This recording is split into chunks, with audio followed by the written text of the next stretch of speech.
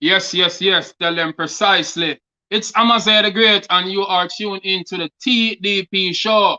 Tell them precisely. We have some interested guests who I want to know. But in the meantime, between time, let me tell you what I want. They say it's a free world, free speech. Fear not. If you've got your story to share, there's a global audience anticipating to hear. Be bold, be truthful, tell them precisely. Join us on youtube.com, Great Amaziyah, for the TDP show. Sundays at 5 p.m. And this is not about just interviewing artists only, but we want to interview everybody. Players of instruments, comedians, poets, actors, actresses, dancers, people with talents who now get fair share. And remember, it's all about honesty, the truth about your opinion. We want the world to know. Amaziyah the Great, tell them precisely. Yes, yes, yes, people. Welcome back to the TDP show. I'm your host, Amaziyah the Great, and we have a lineup for you. We have Sonia Patterson from Florida. We have Shadae Miller from right in Jamaica. Yeah. We have another beautiful lady from St. Lucia. Her name is Jhaka Wooden, and we have Anord Sichinwambwe from Africa, Jamaica. You know the connection, something they got. And if you want to hear more about who I have and more details, let me make you know what I go on, and then we go right back because our first guest is in studio now. So let me. Coming this Sunday, April 11th on the TDP show, episode 9. Florida-based philanthropist Sonia Patterson. She's also the promoter of Portland Scurry Fest and Portland Minimus. Young entrepreneur Shadae Miller, founder and CEO of Most Shopping Block JA.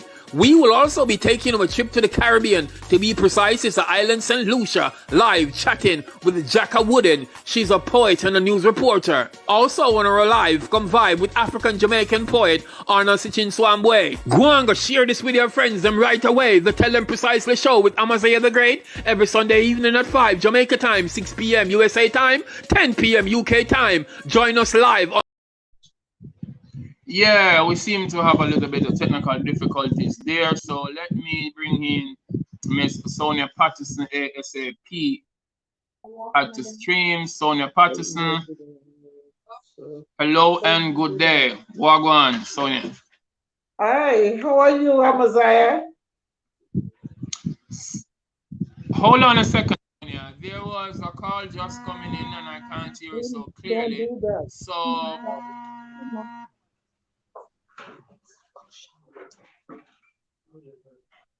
I keep telling these people not to call me during work time, and it's my daughter trying to reach to me. Let me try. Hold on a second, real quick.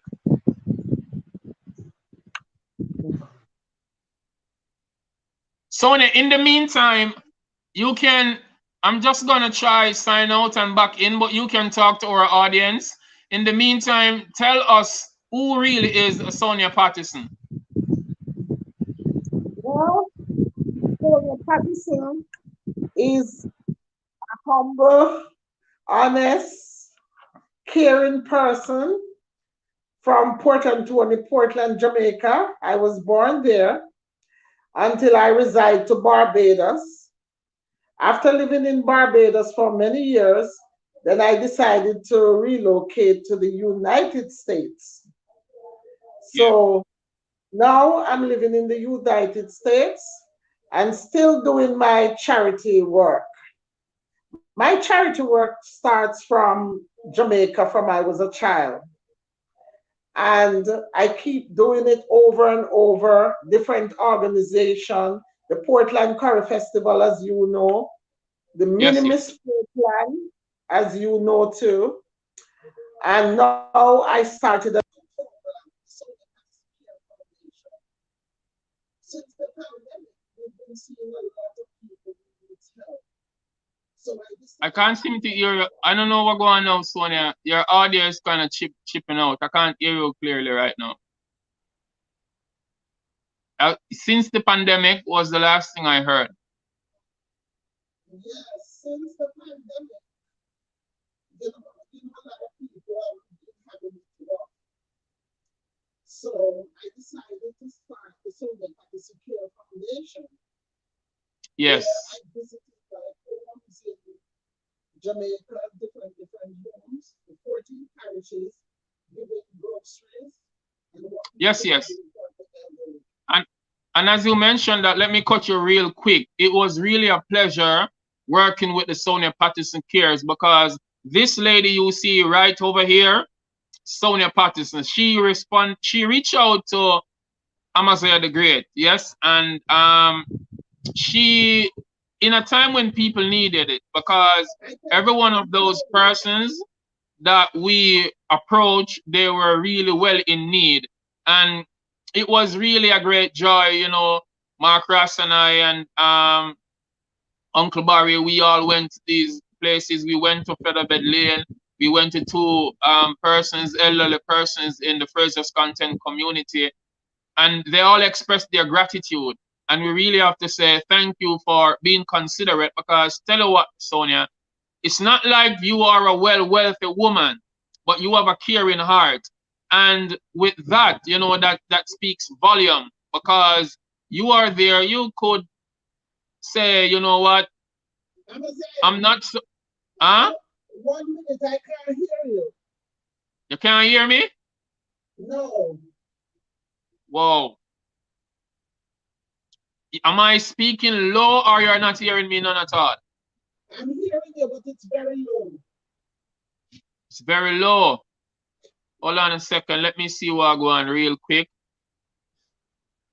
Hold on a second. Okay, but now it's low. Okay, hold on a second. Let me go to a quick break and back and see if I can fix this issue. That's a good idea. Yes, yes. Coming this Sunday, April 11th on the TDP show, episode 9. Florida-based philanthropist Sonia Patterson. She's also the promoter of Portland Scurry Fest and Portland Mini Mills. Young entrepreneur Shadae Miller, founder and CEO of Mo's Shopping Block JA. We will also be taking a trip to the Caribbean. To be precise, it's the island St. Lucia, live chatting with Jhaka Wooden. She's a poet and a news reporter. Also on our live, come vibe with African Jamaican poet Anord Sichinwambwe. Go and go share this with your friends them right away. The Tell Them Precisely show with Amaziyah the Great every Sunday evening at 5 Jamaica Time, 6 p.m. USA Time, 10 p.m. UK Time. Join us live on youtube.com, Great Amaziyah. Subscribe, watch, like, comment, share. Like our Facebook page. Tell Them Precisely. Sundays at 5 p.m. And this is not about just interviewing artists only, but I interview everybody. Players of instruments, comedians, poets, actors, actresses, dancers, people with talents who now get fair share. Yes, welcome back to the TDP show. I'm your host, Amaziyah the Great. We are here with Sonia Patterson of Sonia Patterson Cares. She's a philanthropist, promoter, and she is organizer of the Portland Curry Fest and Portland Minimis. So let me add her back to stream, and let's see if we can vibe with her some more. So can you hear me very clearly now, Sonia? Yes, very clearly. Yes, yes. These people keep calling, and I always send messages out. Do not call once you see 5, because I'll be live. But it seems like they can't realize. I don't know what's up with these guys. So as I was saying before, for those who never heard, hold on a second. Let me go to the chat real quick. Charles Humble said, I'm proud of you, Sonia Patterson. Yes. Noreen is saying, hi, Sonia. Noreen is from same place in the United States where you are.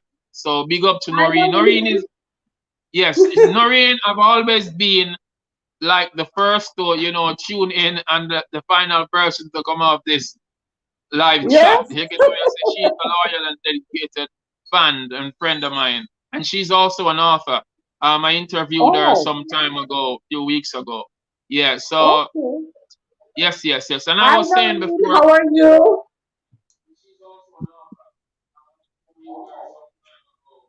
Also, hi Charles. Yes. I see you have a lot of friends here. Dara is saying hello, Sonia. Noreen was saying she could not hear a word I was saying.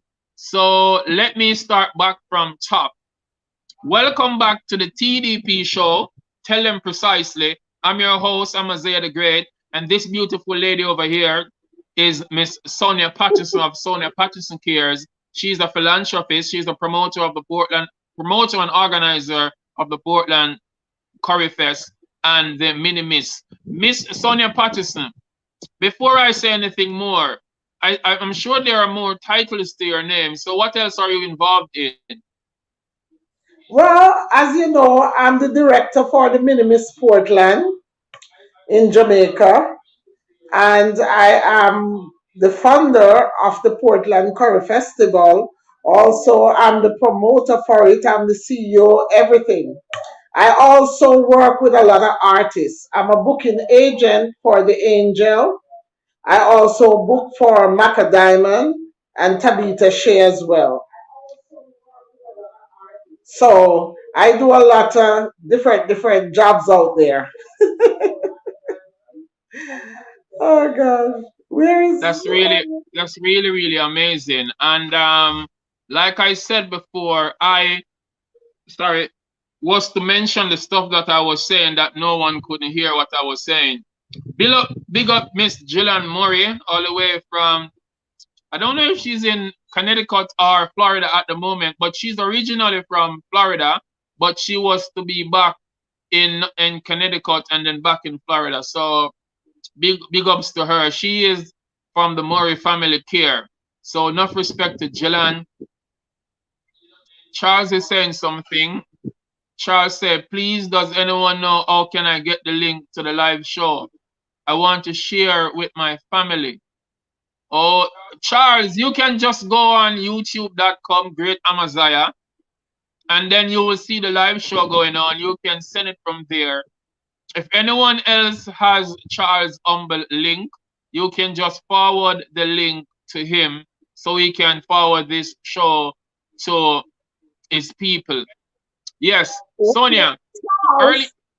Charles is the public relations for Sonia Patterson Care in Africa.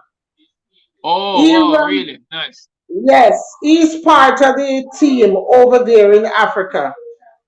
And we just finished today doing Lagos in Nigeria. So that video will be out tomorrow.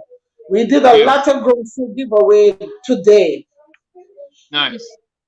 Earlier, Sonia, as you mentioned, let me track back to Jamaica where you were talking about. I was telling the audience, but they said they weren't hearing a word I was saying. Now, guys, this lady right here, she just reached out to me and she said, Amaziyah, in this time of global pandemic, I am sure there are persons who are in need of certain items. I will do what I can do. And I personally know she's a good art woman. She always been trying. And when she reached out to me, I never hesitated. When she asked me to find some persons in my community, Fraser's content, Spanish Town, that wasn't so hard because me, myself, I was really in need. But at the end of the day, I knew that she wasn't reaching out to me specifically. And there are so many people I could reach out to, but I tried to reach out for the elderly folks. And not just my community, Fraser's content. I linked up with Mark Ross because Uncle Barry and I, my elder uncle, he is well known in this community. And, you know, he was the person who I said, I know there are many people who would need this at the moment. But, you know, when the two that we selected, it was really well worth it. You get me? So we linked up with Marcus on Featherbed Lane because I grew up on Featherbed Lane. And then that lady, she was well in need. Folks can see the video on YouTube. It's on Sonia Patterson's page. It's on Great Amaziyah page. So continue now, Sonia. Not just Jamaica. You reached out to people all over the world. All over the world. I'm here in Fort Myers, Florida, and I'm in Africa, and I'm hoping to do something in Barbados and Haiti by next month. Okay. Well, really nice because moves like these, Sonia, I really do appreciate and endorse it to the fullest because a lot more people could be doing these things and they've chosen not to. You never had to, but you made it a priority, and I really applaud you for that. And a lot of people all over the world, I must say big up to all of my global audience, people from Africa just the same, in the Caribbean, And big ups to everybody who's on the chat, on the live chat right now. So Sonia, what what what made you want to do this for the sponsor thing? What made you want to do the Sonia Patterson thing? Well, as you know, from day one, from I was a child, I've been giving. My heart, I don't know, my heart just tells me all the while to give. And I like to see the smile. When I give, I don't even mind if you say thank you, but just smile. I love that. You know, I don't like to see suffering. Tears would come from my eyes just seeing people who don't have. Because believe me, there's a lot of people out there who don't have. I remember the last time I went to Jamaica, the principal for the Bombrook Infant School was telling me that there's a lot of kids that comes to school without breakfast. And that really hurts because to know that I'm not rich, but I can find breakfast every day. And to know a little 5-year old going to school without breakfast, it really hurts. And I think more of us, more people should come out and help more people. We should Yes, yes. stretch to our brothers and sisters. And it would be such a better world, you know. It doesn't matter if we have small amount, the small amount that we have, we can cut that in two and share to our brothers. There's nothing wrong with that, you know. But a lot of people don't want to do it. So I'm taking it upon myself to do what I can. True, and that's really nice of you, Sonia, because at the end of the day, you are touching people's life, you are touching people's heart, and putting a smile. Not just, it's not about making somebody belly full.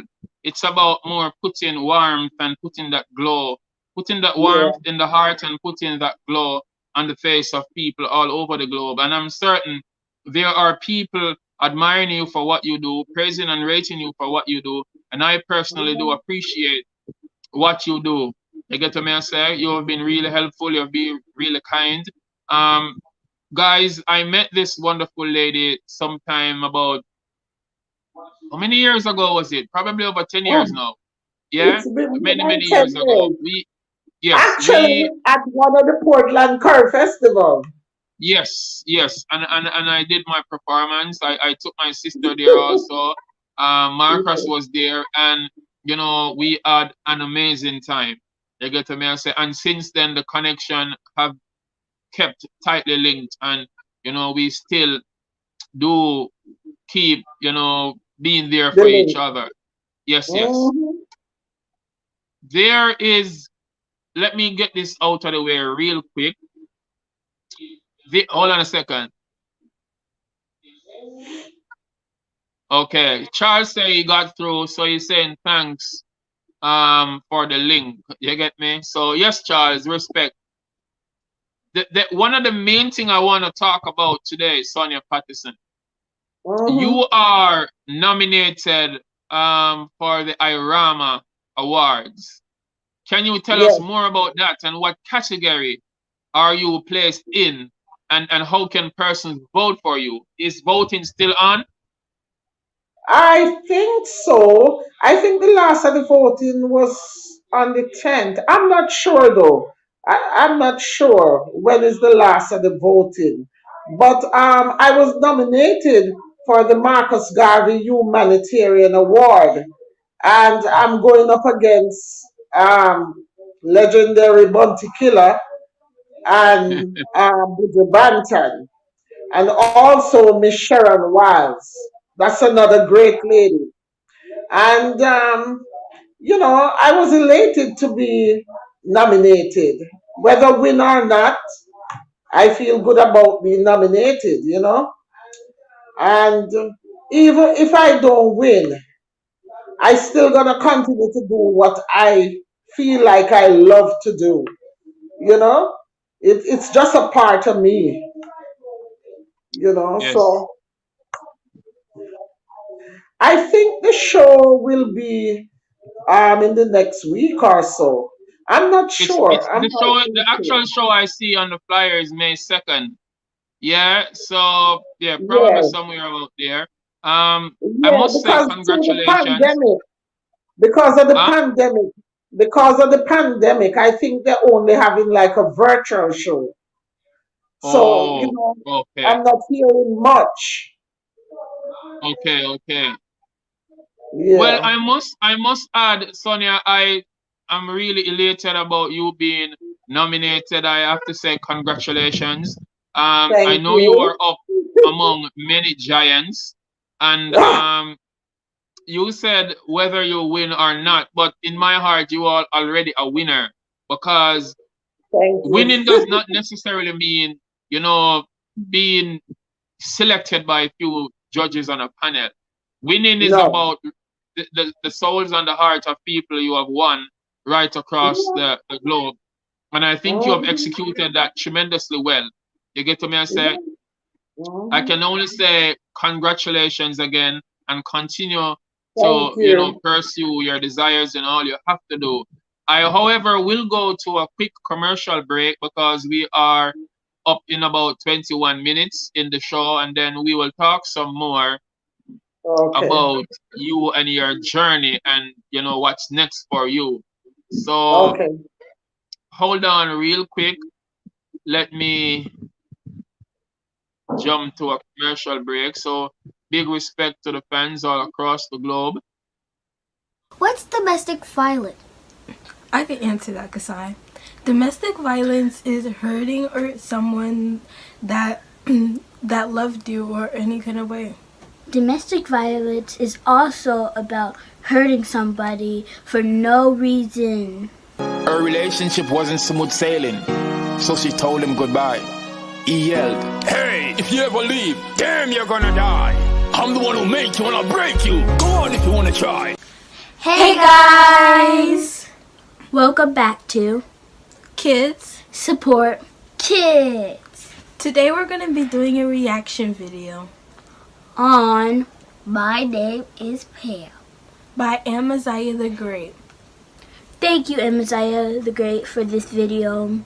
Before we get started, don't forget to Like, subscribe, and hit that notification bell to see us upload our new videos and go live. Yes, yes. Welcome back to the TDP show. Tell them precisely. I'm your host, Amaziyah the Great, and we are here talking with organizer of the Portland Scurry Fest and the Mini Miss Portland. We are talking with the beautiful Sonia Patterson. She's also a philanthropist and she is founder of the Sonia Patterson Cares. Sonia, welcome back to our show. Thank you.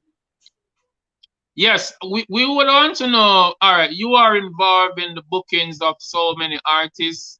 Mhm. So persons can reach out to you if they want these artists. Can you remind us the names again, and can you tell us the number that they can reach you on? Okay. I'm a booking agent for the Angel, and I'm also a booking agent for Maca Diamond, Tabitha Shea, and Twee Ghetto. That guy that sing I Am Blessed. You can reach me for that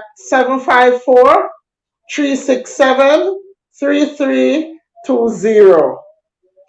I'll be here waiting. Just come and book some show. Well, we can't book any show right now. With this pandemic, nobody want to really gather together, you know. Yes. Real. It's, the show kind of down right now. Yes, yes. Nobody's But in booking the much thing meantime, right now. persons can just still keep the links. I want you to Yeah. also give them any email address or WhatsApp, no, or I should say Instagram where they can follow. Even though I have it in the flyer, just remind them the Instagram where they can follow you on. Well, the Instagram is the same, Sonia Patterson here, or Sonia Patterson official, and they can also subscribe to my YouTube channel, Sonia Yes, that's where Patterson I was here. getting. I was That's just very getting to that. important. Yes. Yes. So on my your YouTube YouTube channel, channel. they can see some of your journey. You know, Yes. persons want to see what Sonia Patterson is going on. Please go after the show ASAP. Subscribe to our channel. Remind them the channel name again for me, Sonia. Sonia Patterson Cares. Yes, yes, yes. So what's next for Sonia with the movement? Well, what next? I'm waiting for this pandemic to finish that we can start be on the road with the artists again, traveling. We have actually, me and the Angel and Maca Diamond, we have a show on April, April 22nd in Tampa, but we Okay. cannot go. We cannot go because of the pandemic. So we don't know what's going to happen with that show. As I told you before, my next route is to Haiti. We are going to Haiti. We have one more trip in Africa, and we're going to do a little bit up here as well. And then back to Jamaica. I think we're going to St. Elizabeth next because we haven't been to St. Elizabeth yet. Okay, okay. Well, that's really nice to know. So that's our Um, next movement. Sonia,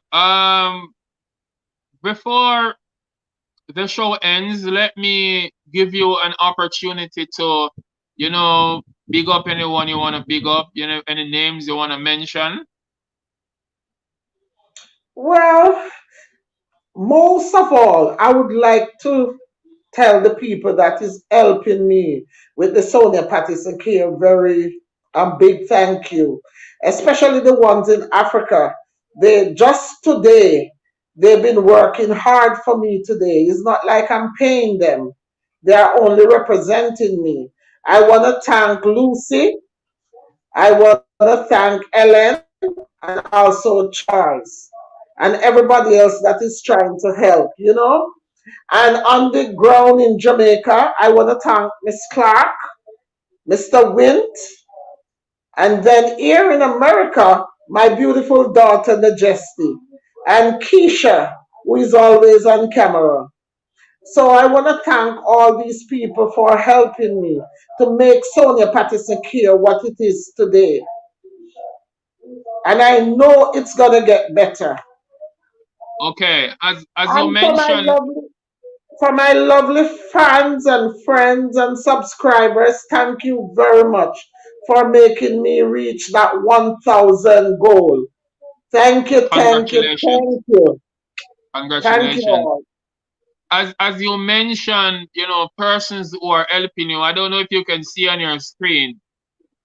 That's Jillian Murray from the Murray Family Care. She says, link up Miss Sonia Patterson. And she do pretty much the same stuff that you do. And she is in Fort Myers.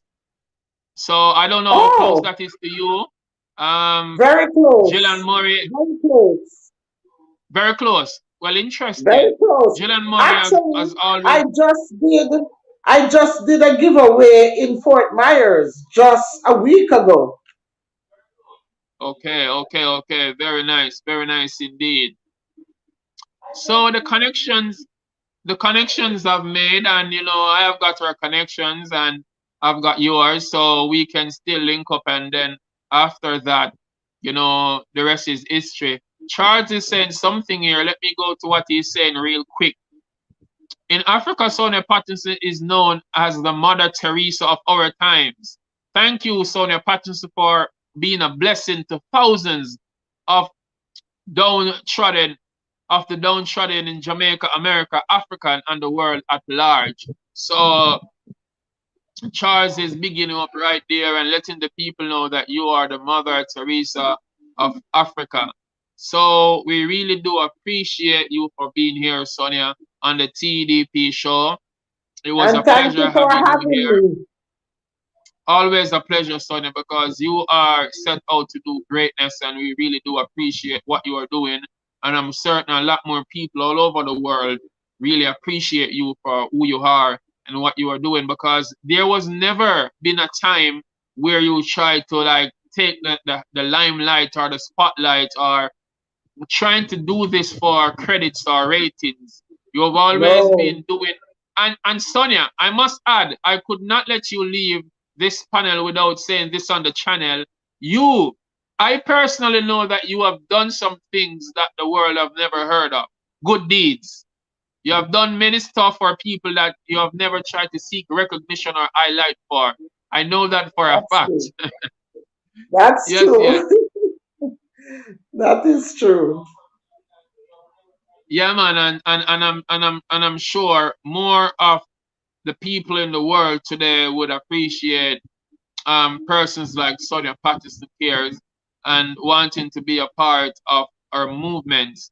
So persons who willing want to participate by, you know, helping Sonia Patterson with the movements, you know, she is the organizing person, the CEO, the person you can reach out to if you want to like donate or contribute to her cause, because she not take the thing them for herself, she's giving them away.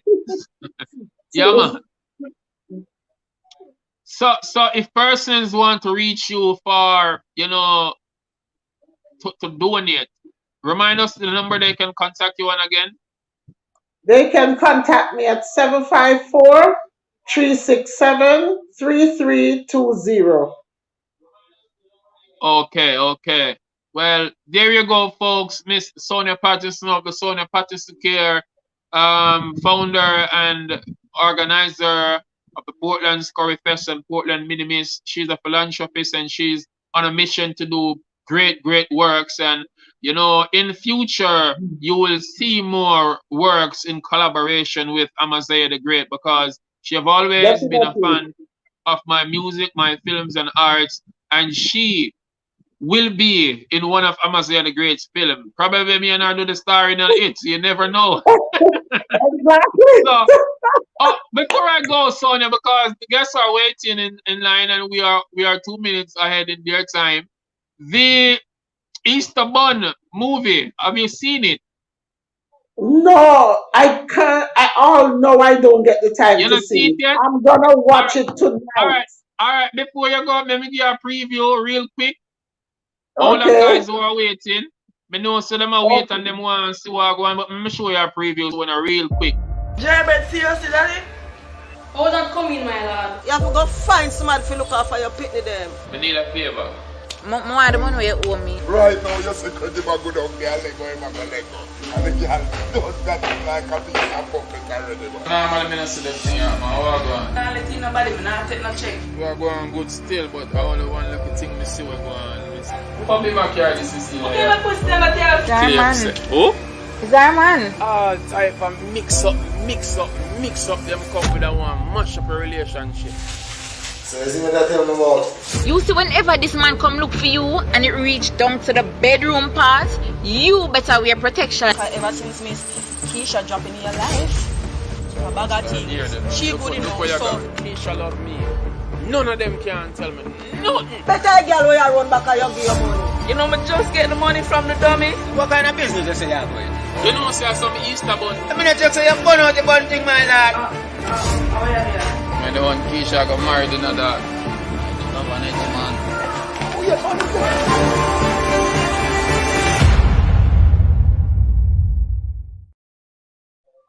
Easter bun. Wow. So, Wow. we took approximately 3 days, Sonia, to both write, shoot, edit, and upload, because quality was the one who pressured me unknowingly.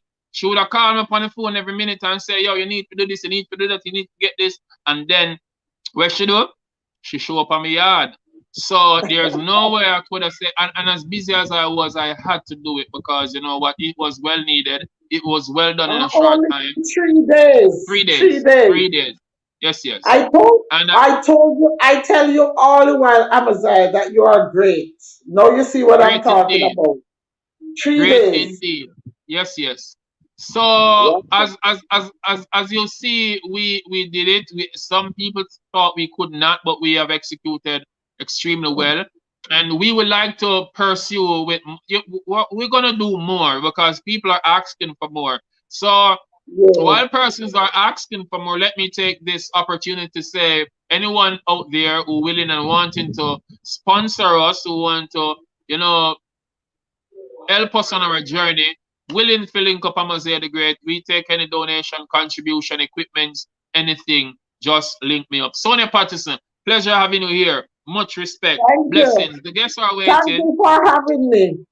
Yes, yes. So take very great care of your wonderful, charming self. I will go now to Miss Shadae Miller, and then, we move on to Jhaka Woodin. Shadae Miller. Hello. Hello and good day. Wagwan. I'm good. How are you doing? I am doing great indeed. Oh, there we go. Yes, welcome to the TDP show. Thank you for having me.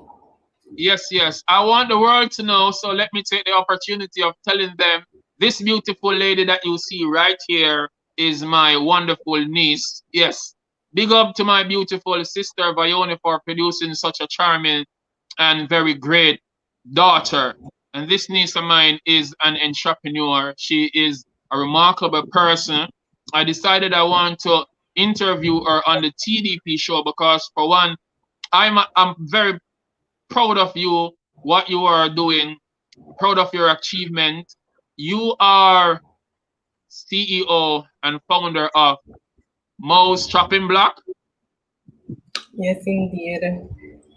So tell us a little more about Mo's Chopping Block. But before you do that, where are you originally from? Been already, but let the world know. Okay, so I You was don't have to be born in. specific. It can be like, I was whether it born in be Portland. I was Portland. born in Portland, Okay. but I grew up Yes. in Portmore.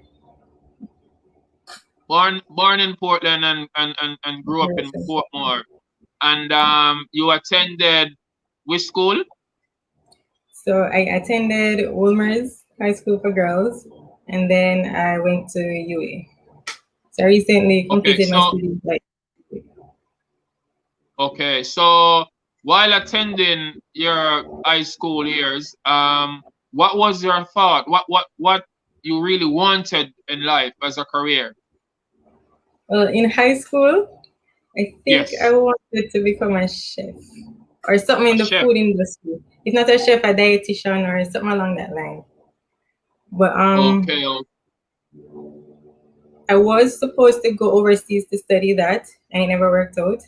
So I took a year off to really think about what do I really want, and then I decided to venture into accounting at UA.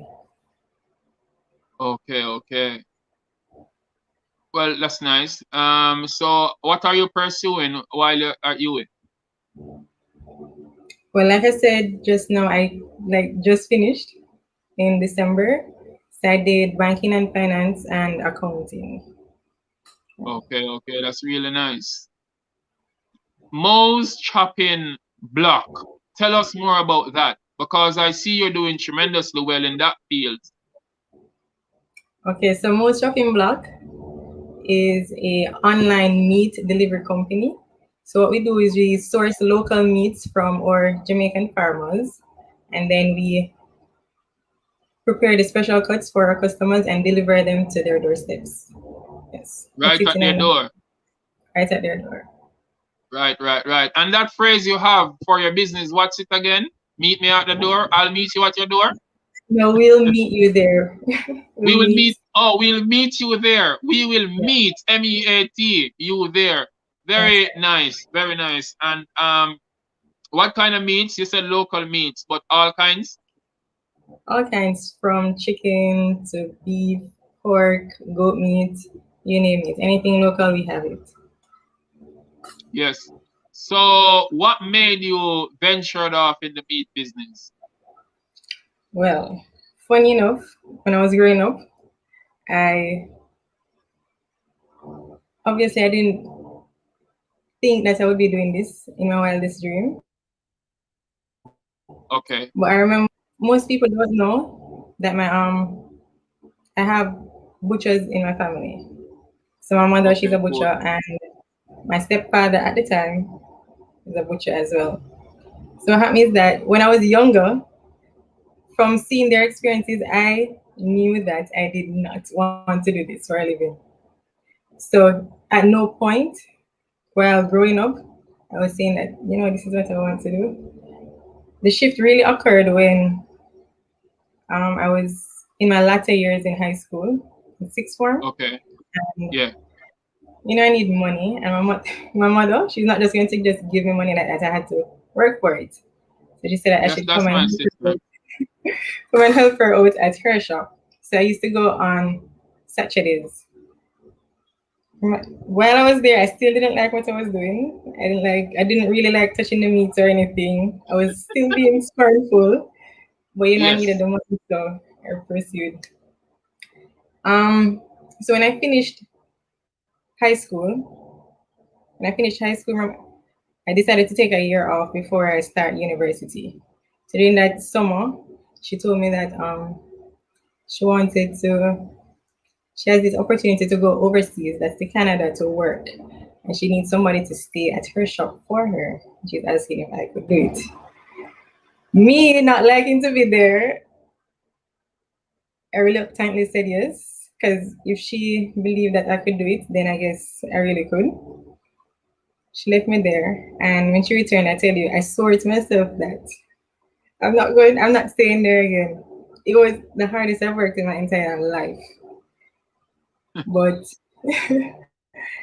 the following year, she asked me again. I said, oh God, I really have to do this. But this time she told me that the profit that I earned from the business, it will be mine. So I wasn't so sad this year, like the first year.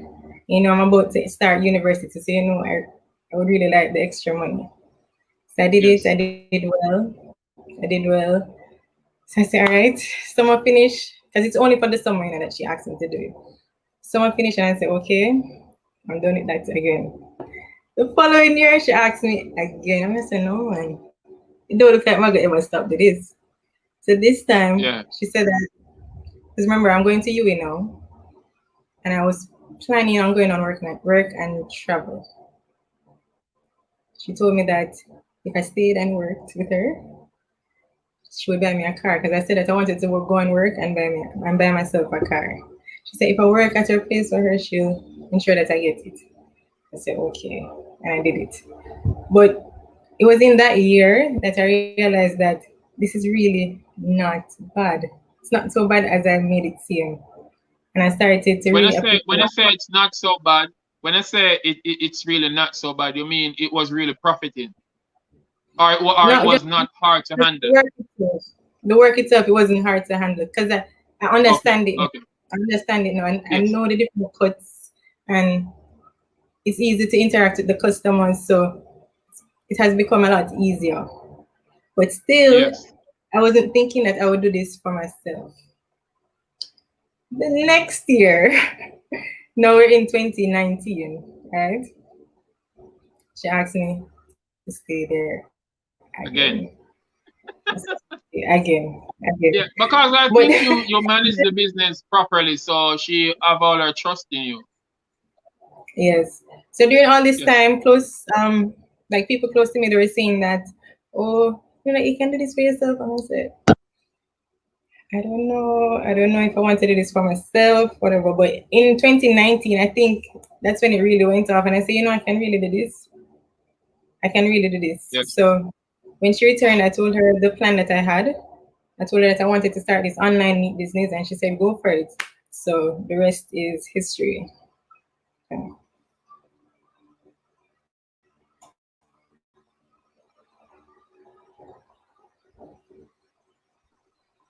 I realized I talked a while ago, my microphone was muted. So let me say this. At first, because I never know so much pressure my sister have you under. Every time she go, she want to left you. Me just know this.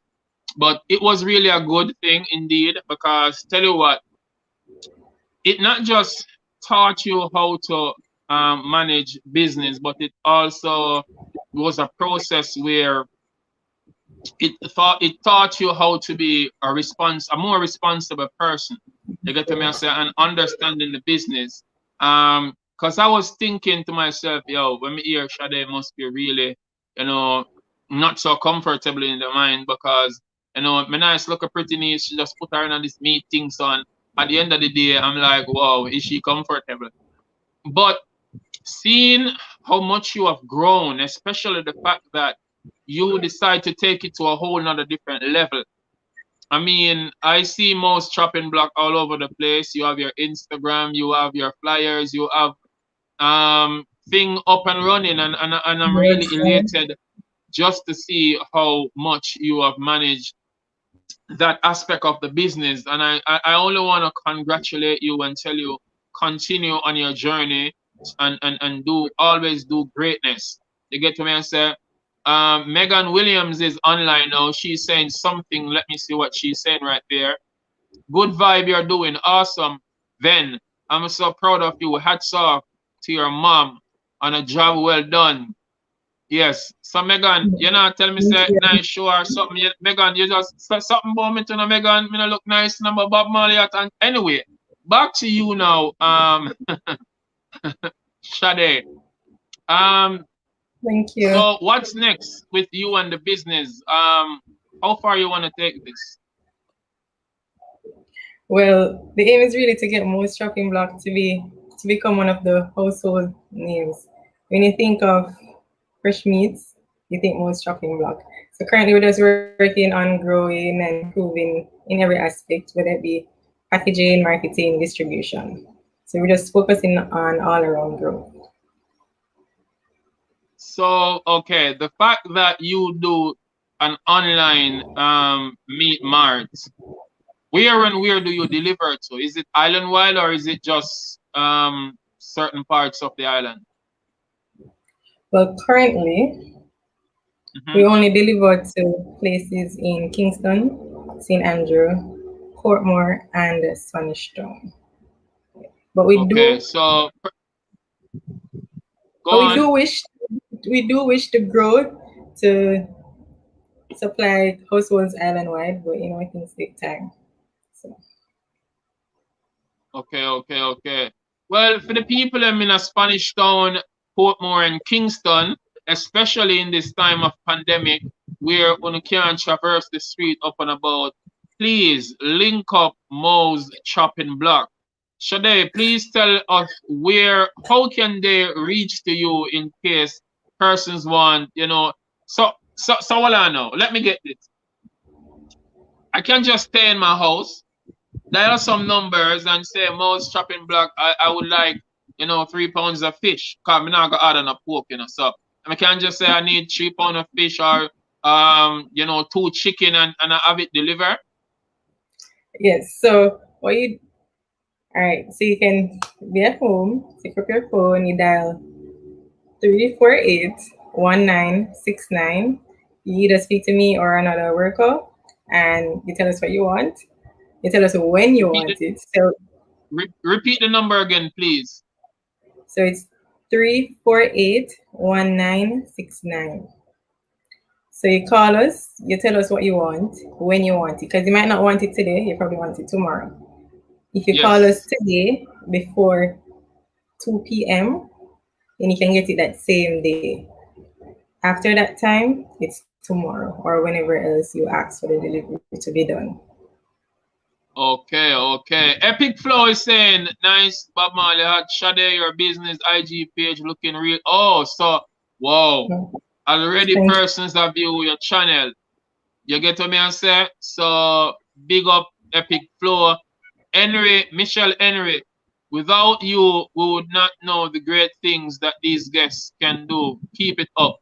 So, enough respect to Michelle Henry. She's all the way in New York.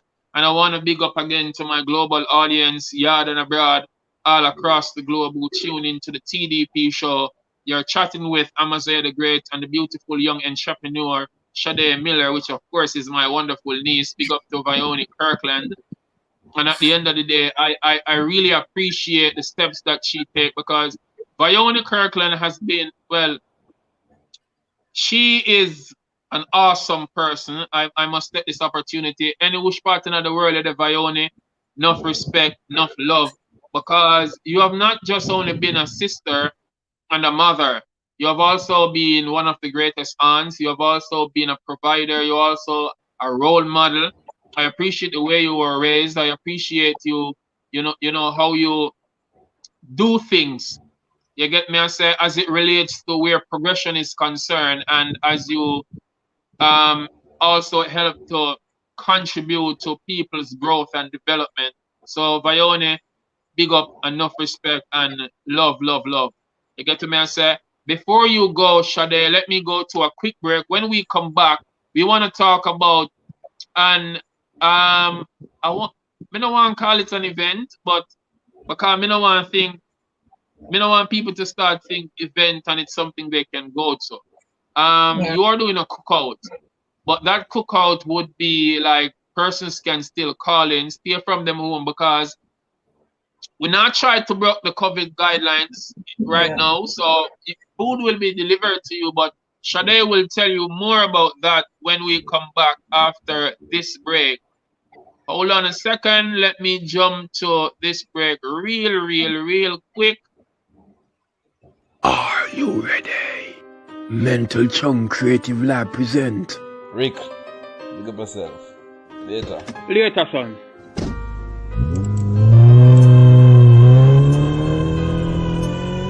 A Jamaican version of a classic film. You guys, you want to hear a real story? A true horror story? Candyman.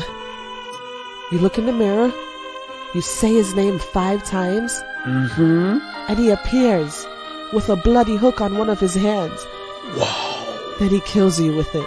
Yeah, I dare you to say his name. Candyman. Candyman. Candyman. Candyman. Candyman. Dun, dun, dun. Candyman, a jam rock tale. Candyman, eh? Coming soon.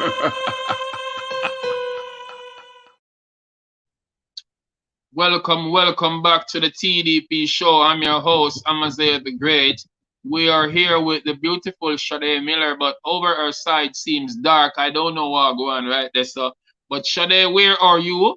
We would like you back on screen. So, I don't know what's going on right there. So, Jhaka, we should be with you soon. So stay tuned. We have about 6 minutes left to wrap up with Shadae, and then we take it away. But she gone for a minute. So let me just go and tell. Let me say a poem real quick till Shadae gets back. Me not waste no time. And this one is called The Bitterness. And we say no to domestic violence, no to domestic abuse. Love and support and respect our women. And ladies, please, not take no man for idiot and not go on like you want style a man.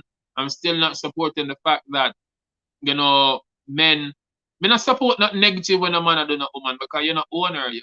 So stop disrespect her, stop treat her aggressive. Just if you can't work things out, just allow her to move.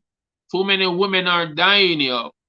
You get to me? I'm matter of fact, before me even say the poem, let me play this music video that I remix. My name is Pam and Christopher Martin. I will save the poem for later. I can't live without a woman. Tell me, can you? I would never hurt a woman. All who believe in prayer, we all need to pray. Can't believe what is happening. These must be the last days. Times are getting scary. The devil's in a rage. Women and children are a target now. We need to see a change. We're losing too many women. Stop the violence against women. We need to love our women and take care of the women. Stop abusing the women. We're losing too many women, yeah. Stop the violence against women. We need to love our women, take care of the women, stop abusing the women. Young girls beware, there are predators out there, don't trust people.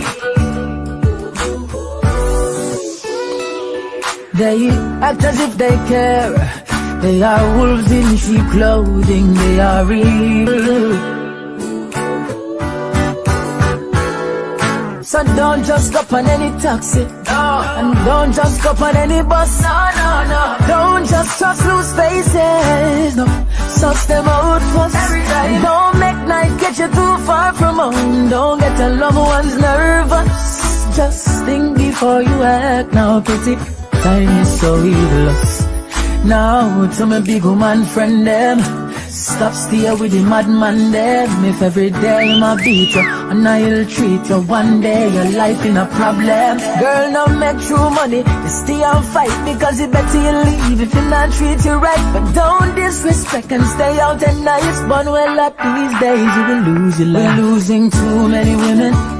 Stop the violence against women.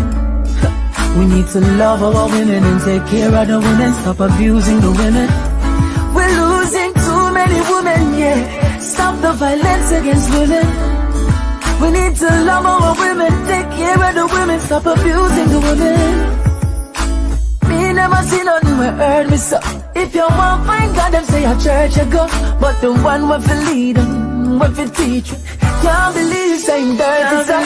63 minus 15, no, the 48 that them showing off your judge. But if I had to say that pastor would get 48. Hey, and then the criminal them went upon the taxi route, kidnap the little girls and thief them forbidden fruits. Me have a bag of stone, no, me no one shoot. Me wanna feel a lot of pain absolute. We're losing too many women. Ooh, yeah. Stop the violence against women. We need to love our women and take care of the women. Stop abusing the women. We're losing too many women, yeah. Stop the violence against women. Stop it, stop it. We need to love our women, take care of the women. Stop abusing the women. I can't live without a woman. Tell me, can you? I would never hurt a woman. No. We're losing too many women. Stop the violence against women. We need to love our women and take care of the women. Stop abusing the women. We're losing too many women, yeah. Stop the violence against women. We need to love our women, take care of the women. Stop abusing the women.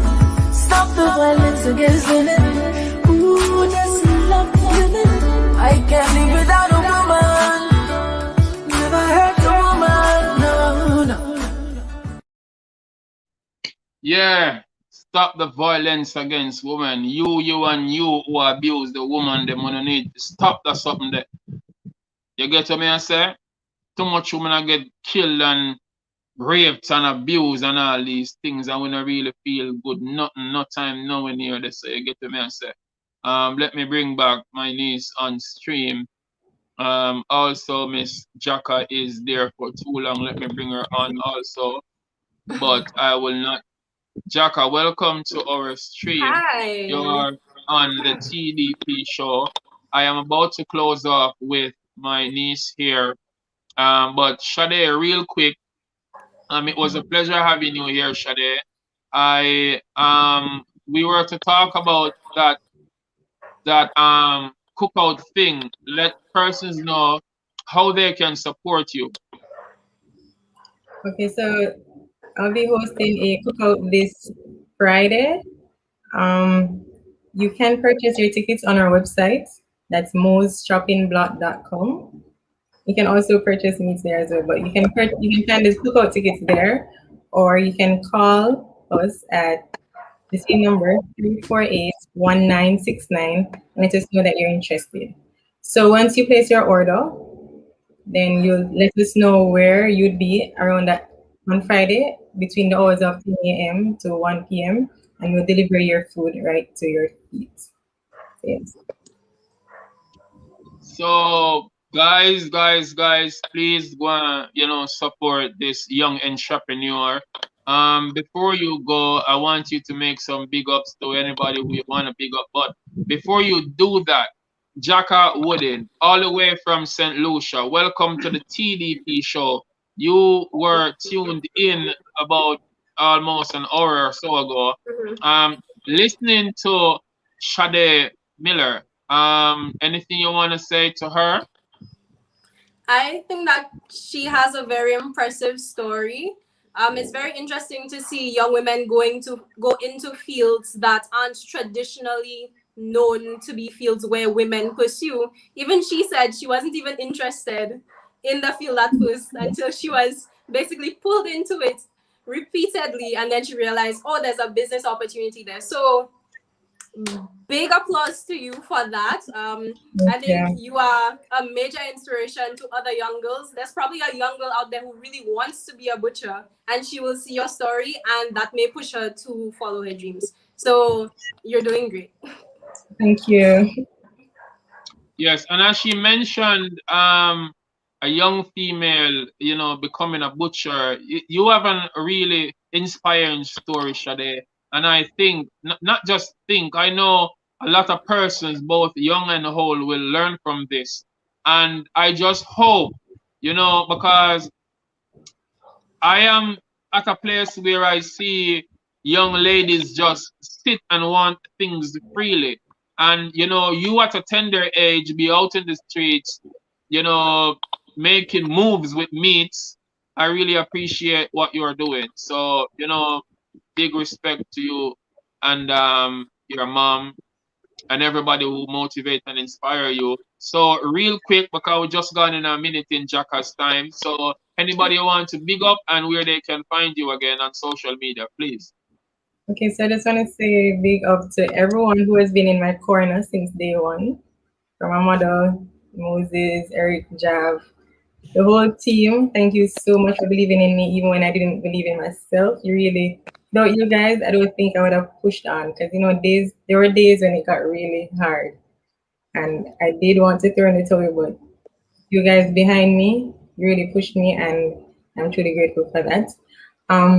You can find us on Instagram and Facebook at Mo's Shopping Block, JAMOSCHOPPINGBWCJ, or you can find our website, or you can find us on our website at mosshoppingblock.com, or you can call us at 876-348-1969. Thank you. Okay. Shadae, Mr. Akeem Gentle is saying, great interview, Shadae. Epic flow. Okay, he was saying he was supporting what Jhaka was saying about you, doing your works, and she congratulates and appreciate what you're doing as a young entrepreneur. Noreen Snyder from in the United States says, keep up the great works, Shadae. Yeah, Epic Flow say again, big up. So Shadae, thank you for being on the TDP show. Continue on your journey, and I wish you all the best. And certainly our guests wish you all the best also, and a lot of people in the chat saying great works with what you're doing. So continue pursuing. Thank you. And before I go, I want to add that I want to tell every young person out there, even old, anybody out there who wishes to start something and they haven't built up the courage to do so, just start. It doesn't have to be this big thing to start. Just start where you're at, and trust me, you will grow. And with the consistent efforts, you will get to where you want to get to one day. So just start. That's the main thing, to just start. All right. Shadae, I was something I should have asked, and you nailed it. So thank you for, I wanted to ask you what inspiring words or encouraging words you have for especially young persons, but you nailed it correctly, and I do say thanks again. All right. You're welcome, and thanks again for having me. Yes. Big respect, Minister, and take care, go and deal with the thing. And big up my big head sister. Bless you. All right, bye, guys. Yeah, man. Bye. Jhaka Woodin. Yes. Before you say one word, I think I want to play a video. You might be impressed of it, but I don't know. I will just play it, and you tell me what you think about it before we start talking. She was young. She was beautiful. She left her home that day never knowing that this would be her final goodbye to her friends and her family. She was kidnapped, she was assaulted, and she was disposed of in a matter of days as desperate searches went on with her friends, her family, other women, and the region looking on in hopes that she would be found alive. She was helpless, and against our best efforts, so were we. Now, the gravity of the situation is that her identity depends on which island you've been in over the past months. She is Ashanti Riley. She is Evelyn Sincere. She is Carrie Ann Hunter. She is Kanice Jackson. She is Andrea Barak. She is Stephanie Thomas. And as unsettling as it may seem, every day that list ends with a comma, not a full stop.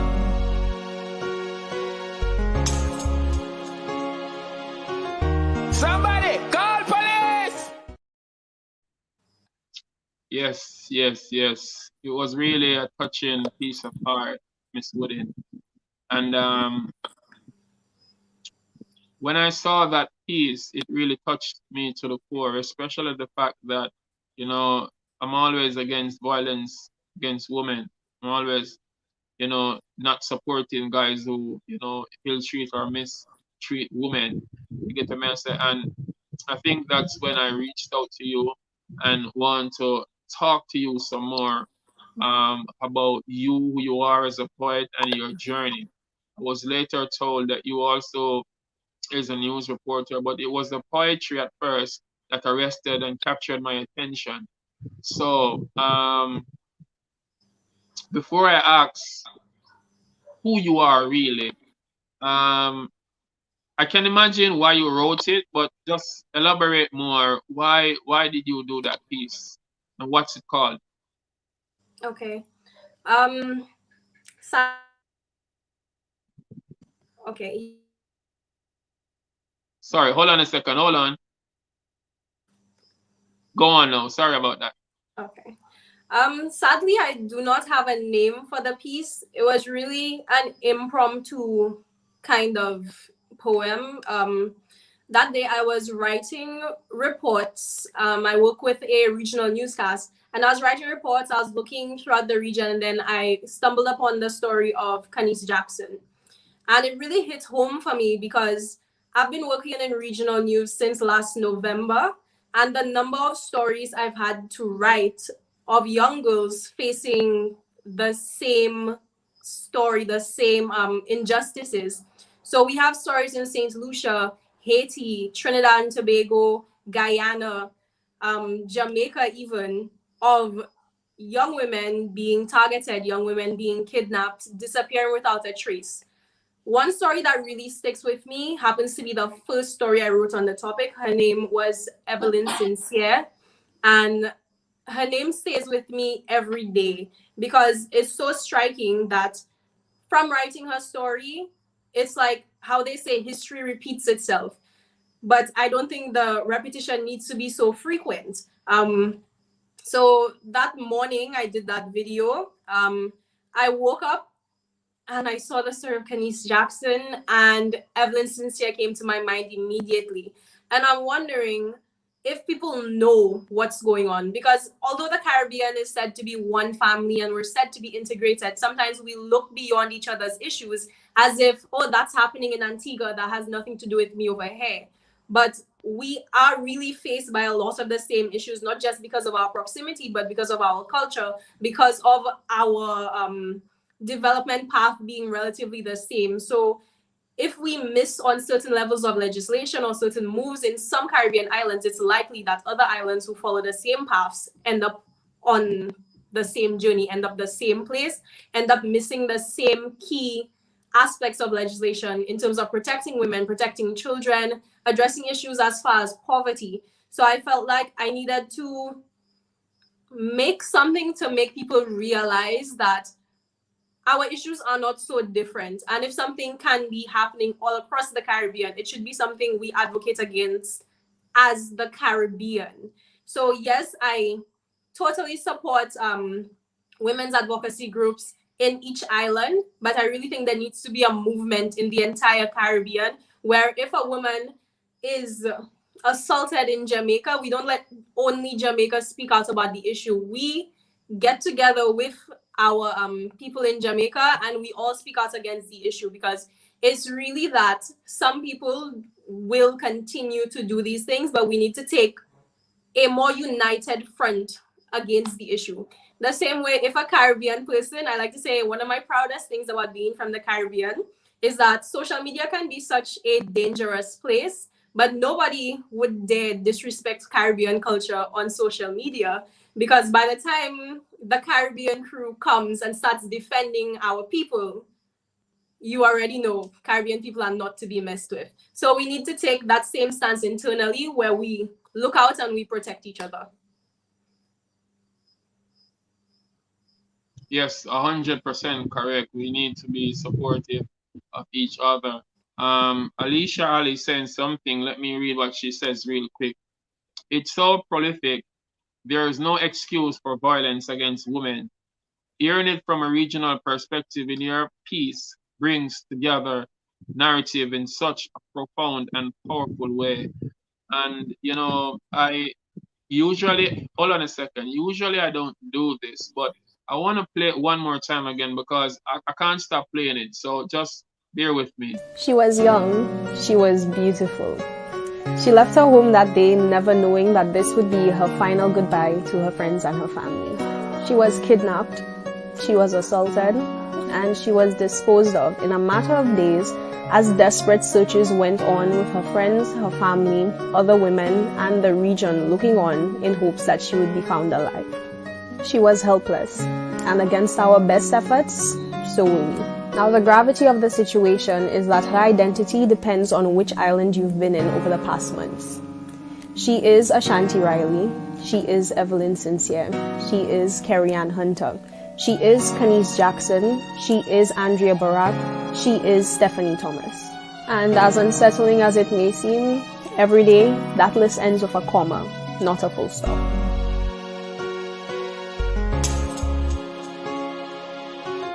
Somebody call police! Yeah, very, very touching piece, and it speaks volumes. I just hope, you know, they are listening because we are not in support of those, you know, evil acts that, you know, men have been doing. It's kind of odd how I've always said this. We as men should be protector of our family, protector of our female, and treat women like queens and the goddess they are. You know, it's sad to say we have become, you know, our own enemies, you know, killing, robbing, raping our people. You get what I say? And I still can't see, you know, what all of this for. I can't really see what them are trying to accomplish, you know, killing one's killing it's just sad, yo.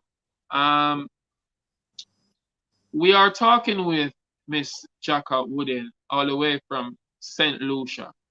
And it's a pleasure having you here on our show. As I said before, we started off with your piece, but tell us a little bit more about who you really are. Okay, well, I am 21 years old. I've been working in the media in St. Lucia since 2019. I worked in local media and I've moved on to work in regional media. I am a reporter at the Virgin Islands Consortium, and we cover news from around the region. I'm a member of a big family. I'm a people's person. I got into poetry when I was 16. Actually, at the time, I was struggling with confidence and expressing myself, and it really just gave me an avenue to feel like I'm really good at something. And I think that's what really drove me to become a writer, to really get into writing, because it's really my avenue of self-expression and being able to speak to people and get my message across effectively. Interesting. So, but other than the news and poetry, what else do you do? I am a local designer. I've had 2 clothing lines. I model as well. I do a few. I wouldn't put myself on your level in terms of your short films, but I do engage with a lot of local creators. I do comedy pieces. I do creative speech and stuff like that. I would say I'm a product of St. Lucian women working on the younger generation, because it's really been through women in my society like Miss Lovely St. Amy Joseph, Miss Louise Victor, Mrs. Lovely St. Amy Joseph, let me clarify, she is a very big name in news in St. Lucia. Louise Victor, former Miss Universe St. Lucia. And our friend over in the comments, Miss Alicia Ali, is actually my mentor. I met her in 2019 during my journey into our local Carnival Queen pageant. It's really just a process where a group of girls get to meet up with some of our local greats in different industries, and we get trained and we get very specific approaches from different people to help us push our talents. So I'd like to say I'm a product of St. Lucia taking its time to nurture proper women for the future so that the process can continue, because I really hope that one day I meet a young girl that I can nurture and bring her to her full potential. Yes. We love what you're doing, Jhaka, and I have to say, continue on your journey. You said you are a people's person. I find that easy to believe because I've reached out to many persons, because being on social media, this is me, yeah. I will be reaching out to persons who I see with talents, and not all of them responded. And you were willing to respond quickly and willing to be a part of what we are doing. And I have to say thanks for that. Thanks for being on our show today. You have also mentioned about filmmaking and all that. At some point in time, I won't gonna say I want to. I'm gonna say let's make something together. So we possibly just might do. Yes, as you know, we have each other's contact, because I believe in no matter where you are, we can always network to get work. So let's work. Love that. Yes. So we gone 17 minutes in our timing. At one point I did say we're gonna do some poems together. So we're gonna read, you're gonna read, I'm gonna read. You decide who's gonna go first. Ooh. Okay. So in terms of poems, I picked out a poem that's really special to me, because it was my first poem that I read publicly. My secondary school, I attended Leon Hess Secondary School, Leon Hess Comprehensive Secondary School here in St. Lucia. And we have this thing called I Am Beautiful Day.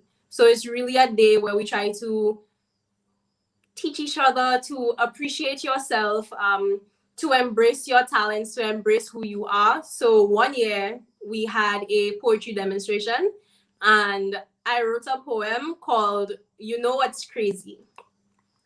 So it goes. You know what's crazy? Being in a room of beautiful girls and not feeling like a shadow. Not feeling like you're out of place or like you don't belong. Not feeling like all the confidence was drained out of your body the second you stepped in. And your existence was absorbed into the emissions of perfection. To feel radiant amongst stars, to feel purpose, equal purpose at that. To idolize the person you will be tomorrow, and to never question if that person is wanted or loved. Simply because you want and love yourself. That's crazy. Nice. So it's my turn, right? Yes. Okay, before I start, let me say it's really a wonderful piece. Hakeem Gentles is saying great personality, Jhaka. Delaware Wallace is saying true, everyone has to say no to domestic violence, especially against women. Yes, right there. True, everyone has to say no to domestic violence, especially against women. Stop to think for a moment which human being would be able to in existence if there was no woman. So big up to the woman again. Um, this one, Jhaka, it's called The Bitterness, and it's really a dark and bitter one. So brace yourself. And to all women out there who encountered or encountering these situations, um, I'm just saying, we don't condone with whatever is going on in the world, and we wish it would end right now, because that's why we are here, and that's why these topics are brought to the forefront. Like a toddler crying for mom's breast milk, I saw tears race down her bony face.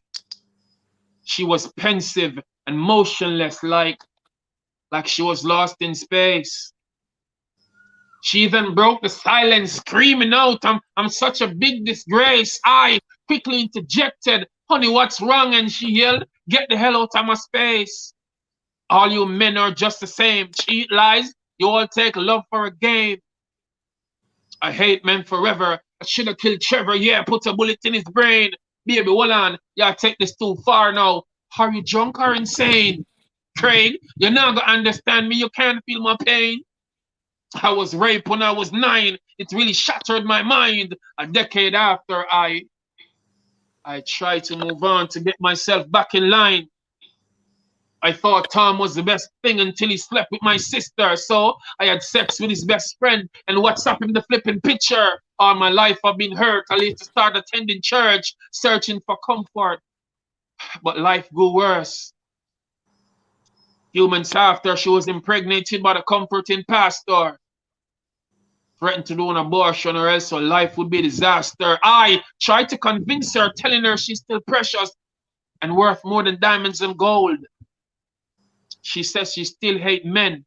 Her heart is now cold. I offered a hug. She squeezed me tightly, saying, thank you, Mr. Kirkland, for attempting to make me feel lively. But how will I live with the fact of knowing that I'm infected with HIV? The bitterness. Tell them precisely no to domestic violence and abuse. Treat her a woman with respect. Wow. I love how you I saw that with your film as well.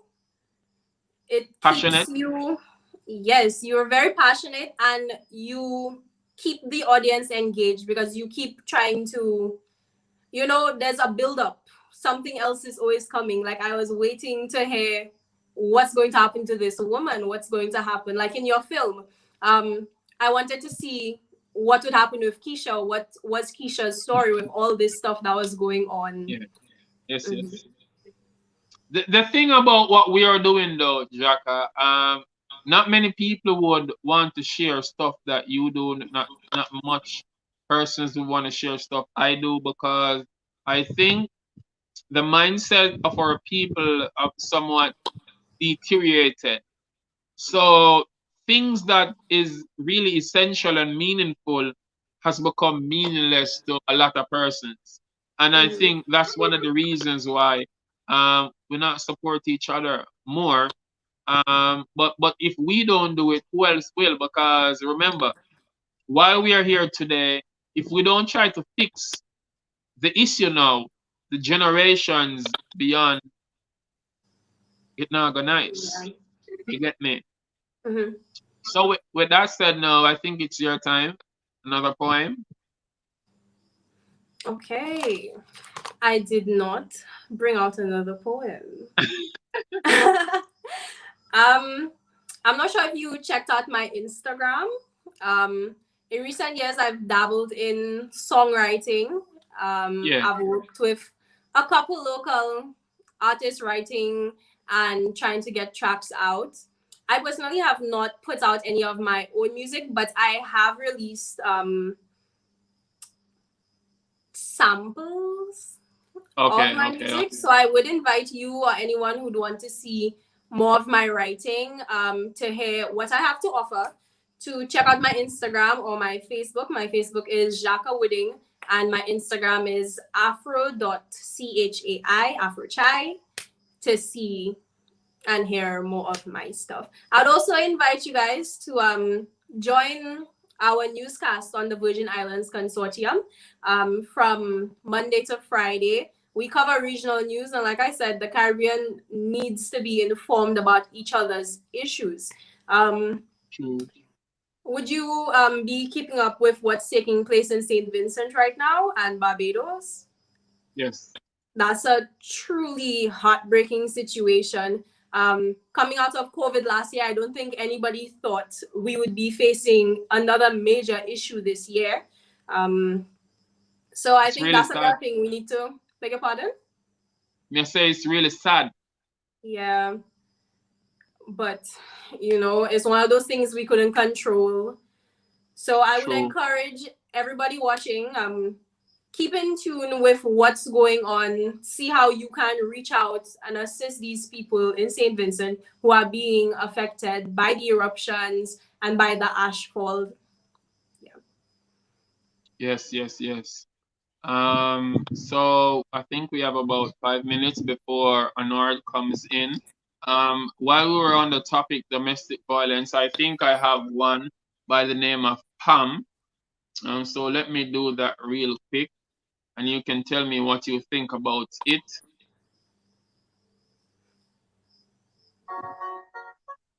So like I said before, you're tuning to the TDP show. I'm your host, Amaziyah the Great, and you're here with the beautiful Miss Jhaka Wooded, all the way from St. Lucia. We say no to domestic violence.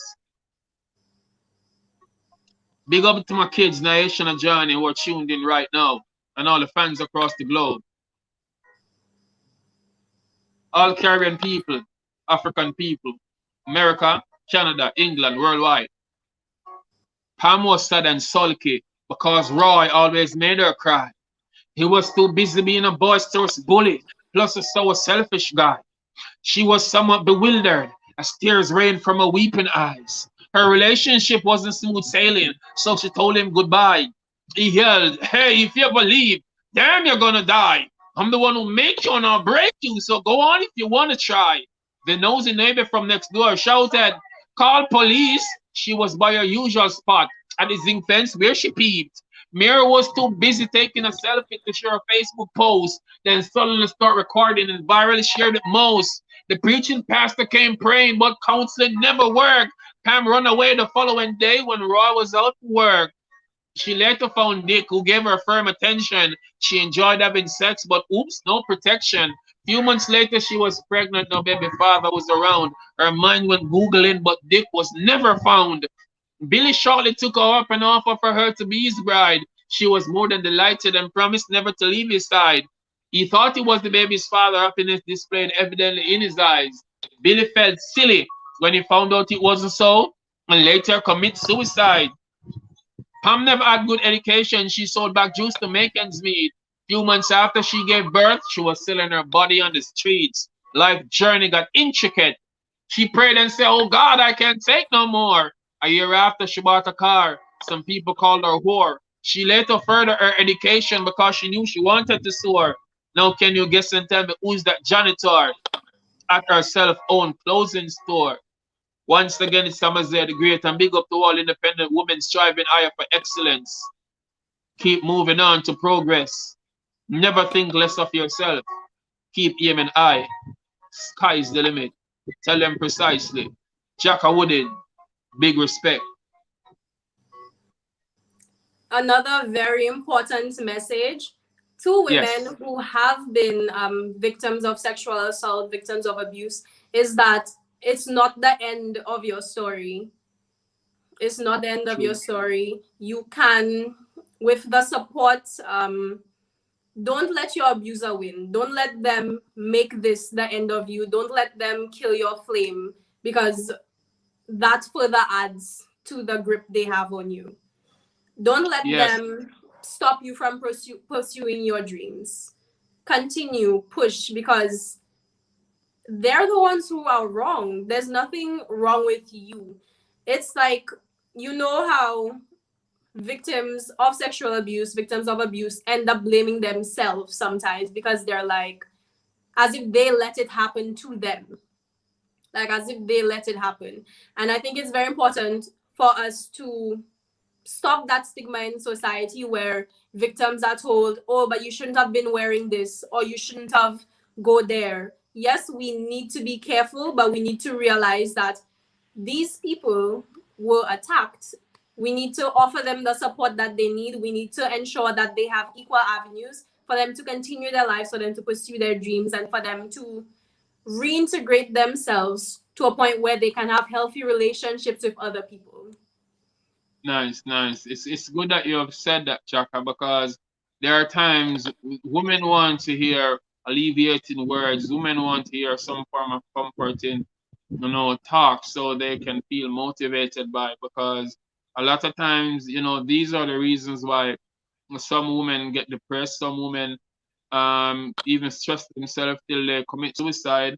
And we just want to take this opportunity to tell you that you can rise above what occurred in the past. So you just have to just move on.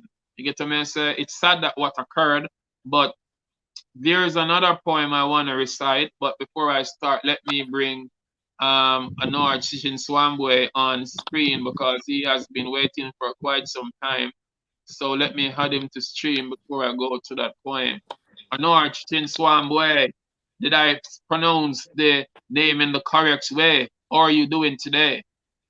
I'm doing great. How are you, my brother? I am doing great. You see, I was chatting with the beautiful Miss Woodin on my TDP show. So welcome to you, and you can say a big shout out to her personally and shout out to the guests, to the audience. Yes, welcome to everyone tuning in. And Jhaka Wooding, it's a pleasure to have you on this show. And I'm sure you're giving up some good information with Amaziyah. So that time where we sit and share information and share our talents, etc. So it's a pleasure to be here. Thank you.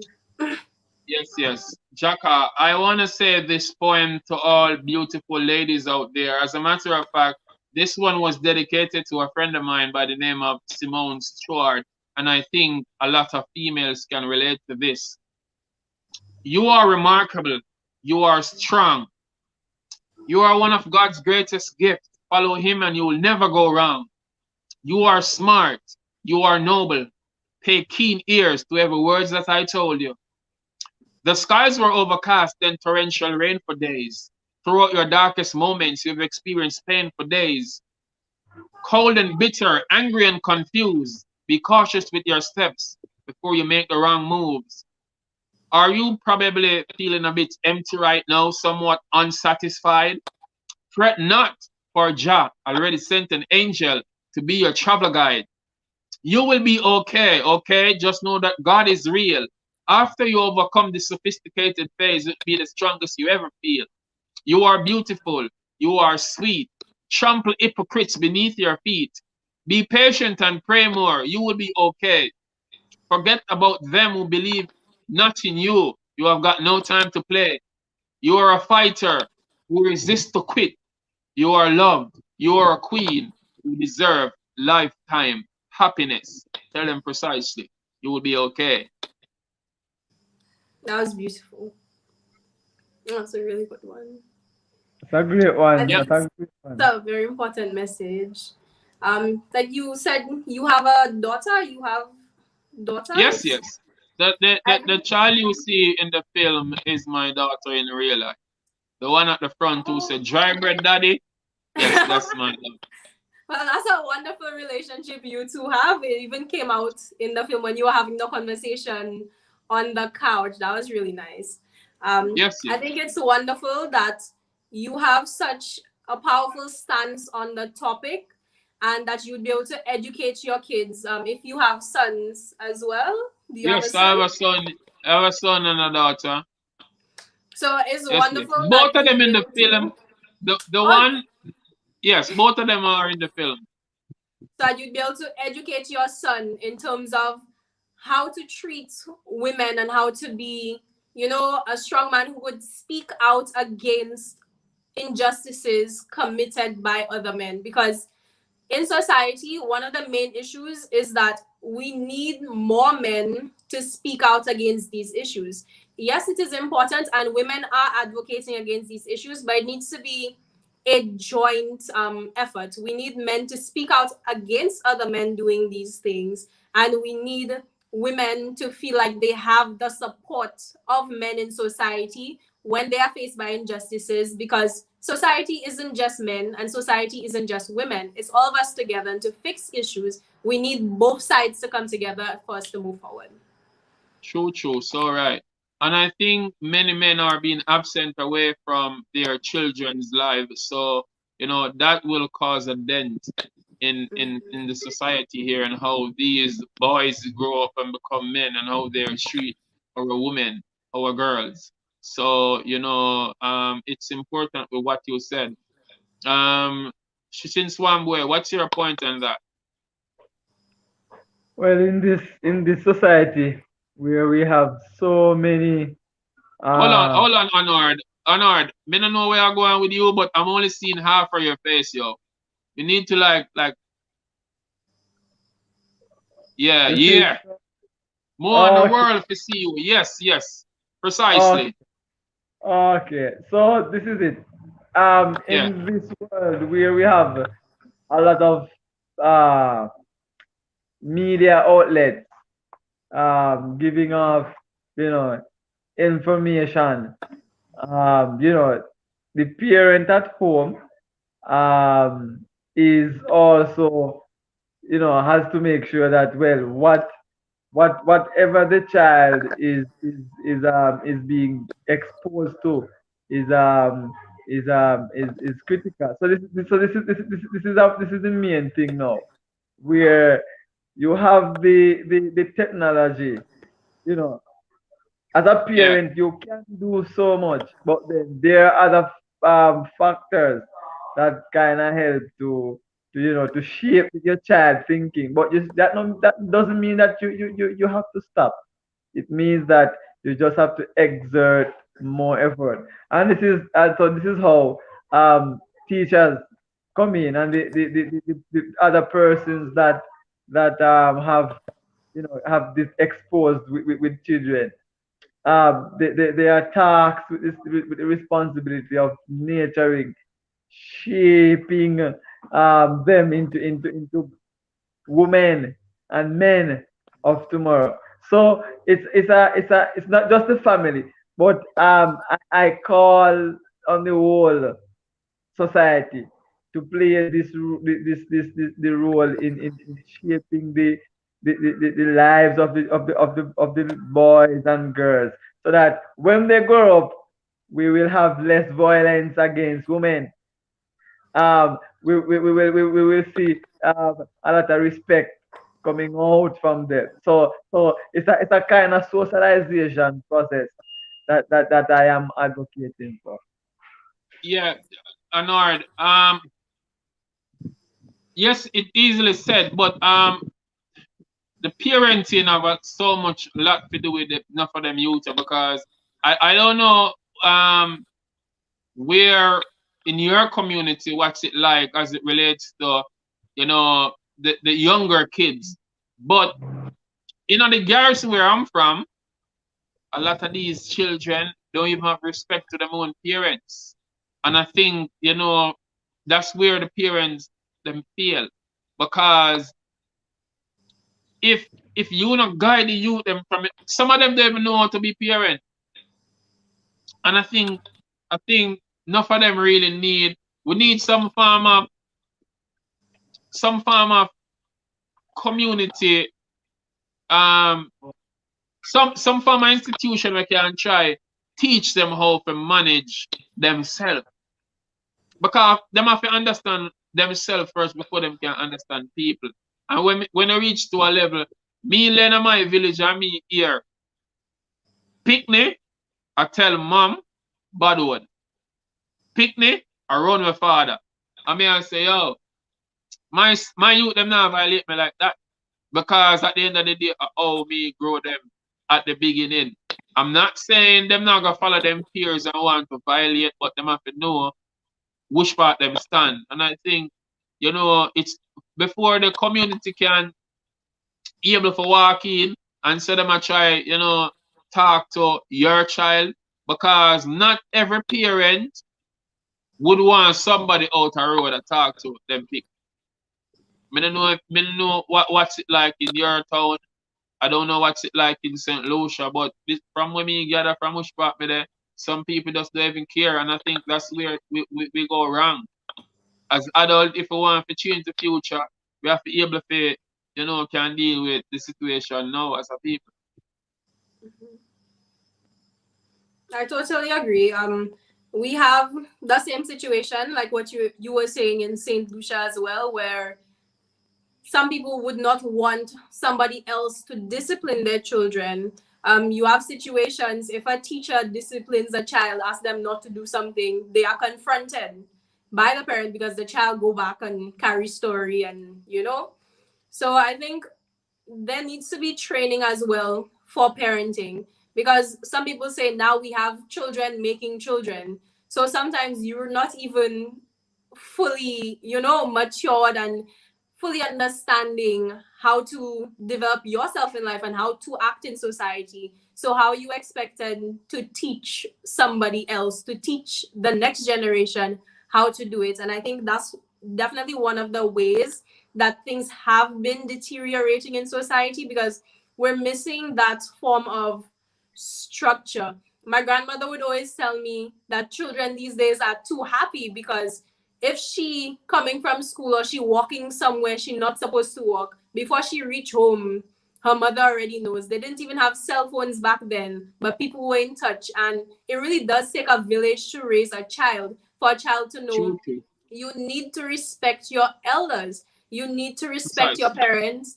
It's about the home, it's about the school, it's about just nurturing the children properly, not, you know, letting children be children. Because sometimes we have young children that already have convinced themselves that they are adults in a sense, where they feel like they need to join adult conversations or they need to have a say in adult decisions, where children need to be children. Children need to look at what's going on in society. Yes, keep them informed, have them watch the news, but let them understand that they are still in their learning process. They are still learning how to understand these issues, learning how to address these issues, so that they take their time and they come up the right way. Yes, because I've seen with my own eyes, adult sending kids to the shop to buy cigarettes. I've seen where kids be dancing to mature audience music and the parent is there and they are just laughing. I've seen where kids be cussing in decent languages and all the parent did was just laugh.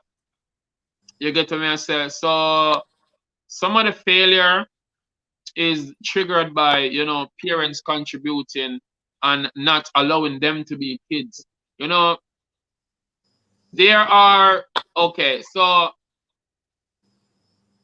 I would be saying, you know what, because I might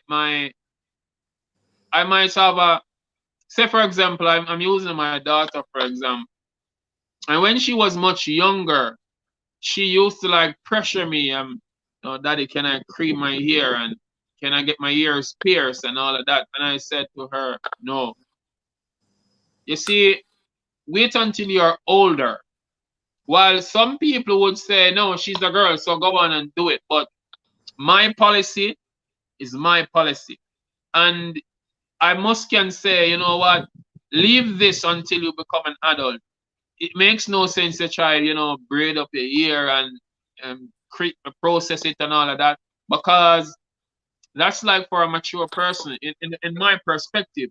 So at the end of the day, you can only be a child for a period of time. Yeah, because you will only be a child for the shortest time, but you will be an adult for most of your years. You get me? I say, so live your childhood years and live it well. You get me? Before I say nothing more, I must ask you this though, Jhaka.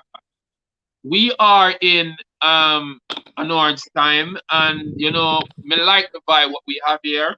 If Anord's okay, you know, I'm good. And if you are okay with staying and keeping the connection up and running, I have no problem because I like what I want. But she can stay. Okay, so you want to stay with me, right, Jhaka? I'd love to stay, yeah. Well, I don't mind. I'm really appreciating this moment because it's really a pleasure knowing that you are in the middle and we are there talking with a beautiful empress, other than just me talking to this guy over here. But anyway, I want you to recite a poem though, and then after your poem, you can tell us more about who you are, Anord, because on this panel, we would like you to discuss more about yourself. But before you start with your poem, let me go to Curly Locks ad, where he's advertising his new book. They say that if you want to hide anything from the average person, including the keys to their mental shackles, you should put it in a book. Are you brave enough to get Patrick Gaynor's Planet Hurt, Volume 1, The Idea and the Process, the greatest book ever written about your life? Find it in various forms on planethurtbook.com, Amazon, and all reputable online platforms where books are available. You'll be glad you did. Yes. Welcome back to the TDP show with your host here, Amaziyah the Great. Tell him precisely. We are here with the beautiful lady from St. Lucia, Miss Jhaka Wooden. She's a poet and a news reporter. Also on our corner right there is Anord Sichinwambwe, a poet, an author. He will tell us more about his journey, why he chose poetry, and what he is doing now. But before we do that, Styles P Music is in the house all the way from Canada. So big up Styles P. Michael May say, blessed great one. Thumper from Philbot tuning in to the live for the very first time all the way from Florida. So all Floridonians and all Jamaicans and all St. Lucians and all Africans and everybody, just big up, enough respect. Anord Sichinwambwe, welcome to the TDP show again. Tell us what going on. Yes, greetings. I'll be doing a poem before I go into about myself. I'll be doing a poem. It is entitled The Guns That Talk. Let the guns rest. Let the knives sleep. Oh, how I wish the guns could talk. Oh, how I wish they could hear me when I say don't or when I say please. It is bad to kill, so guns, please don't kill. Because you cannot understand the pain you cause, the fear you cause, the hole that is created when I hear you kill. Cemeteries are flooded with blood. Cemeteries are tired of being fed.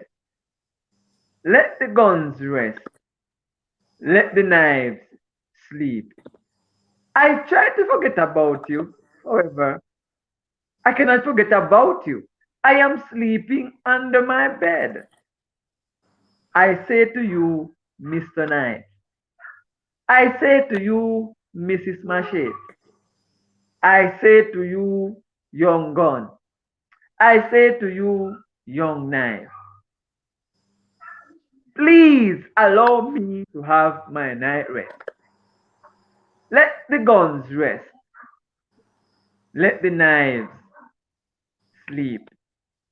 Thank you.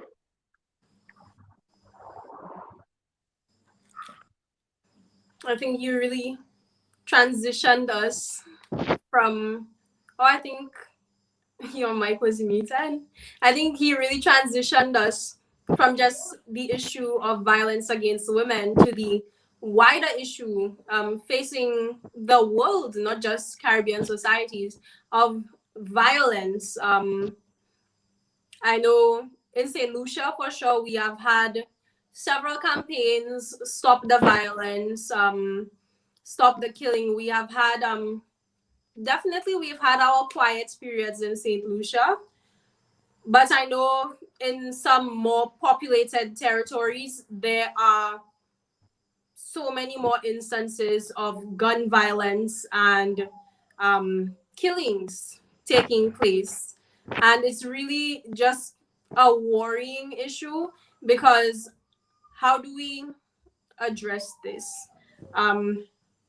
We know for sure there have been so many campaigns to inform people about the dangers of using guns, the pain that they cause on families who lose their loved ones, the benefits of proper conflict management, but still, we still see the issues of violence. We still see people turning to guns, even for what we would think would be a small issue that could be solved with a simple discussion. I think it's true. We really do need to let the guns rest. Yeah. Yes, when I was writing that poem, I wrote it so interestingly at the beginning of my poetic career, in the sense that I was getting ready to make my first stage performance at Poetry in Motion. And at that time, I was being coached by a group of lecturers at college.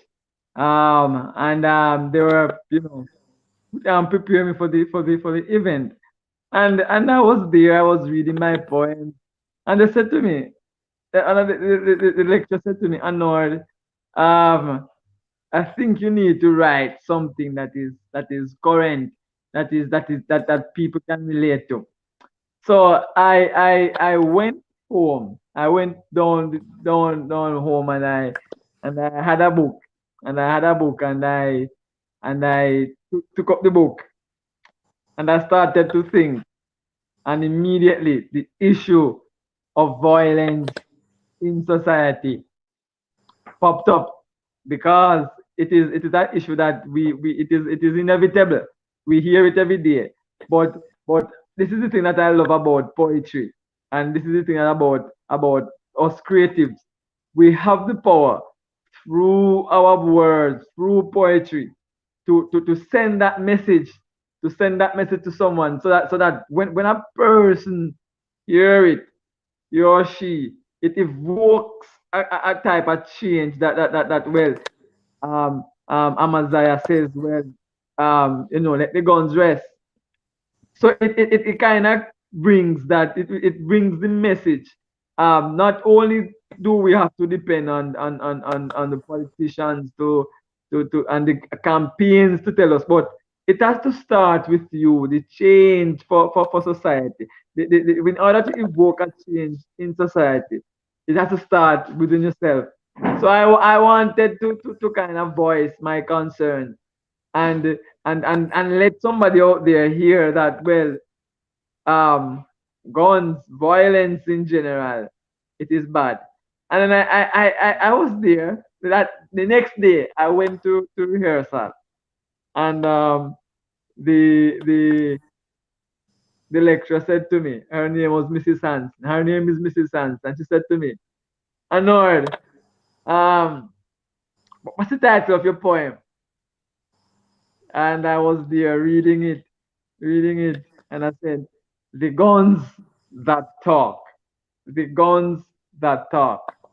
And when I look at that title, at that time I wasn't really getting a deep critical analysis of it.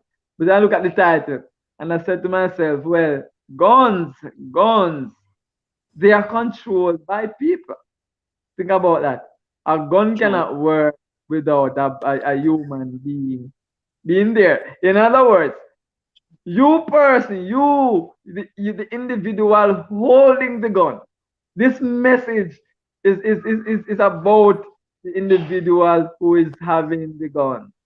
Hence we have the title, The Guns that talk. I'm looking at it in this way now. And then you said I should tell about my career. So I was writing before Poetry in Motion. I was writing from high school.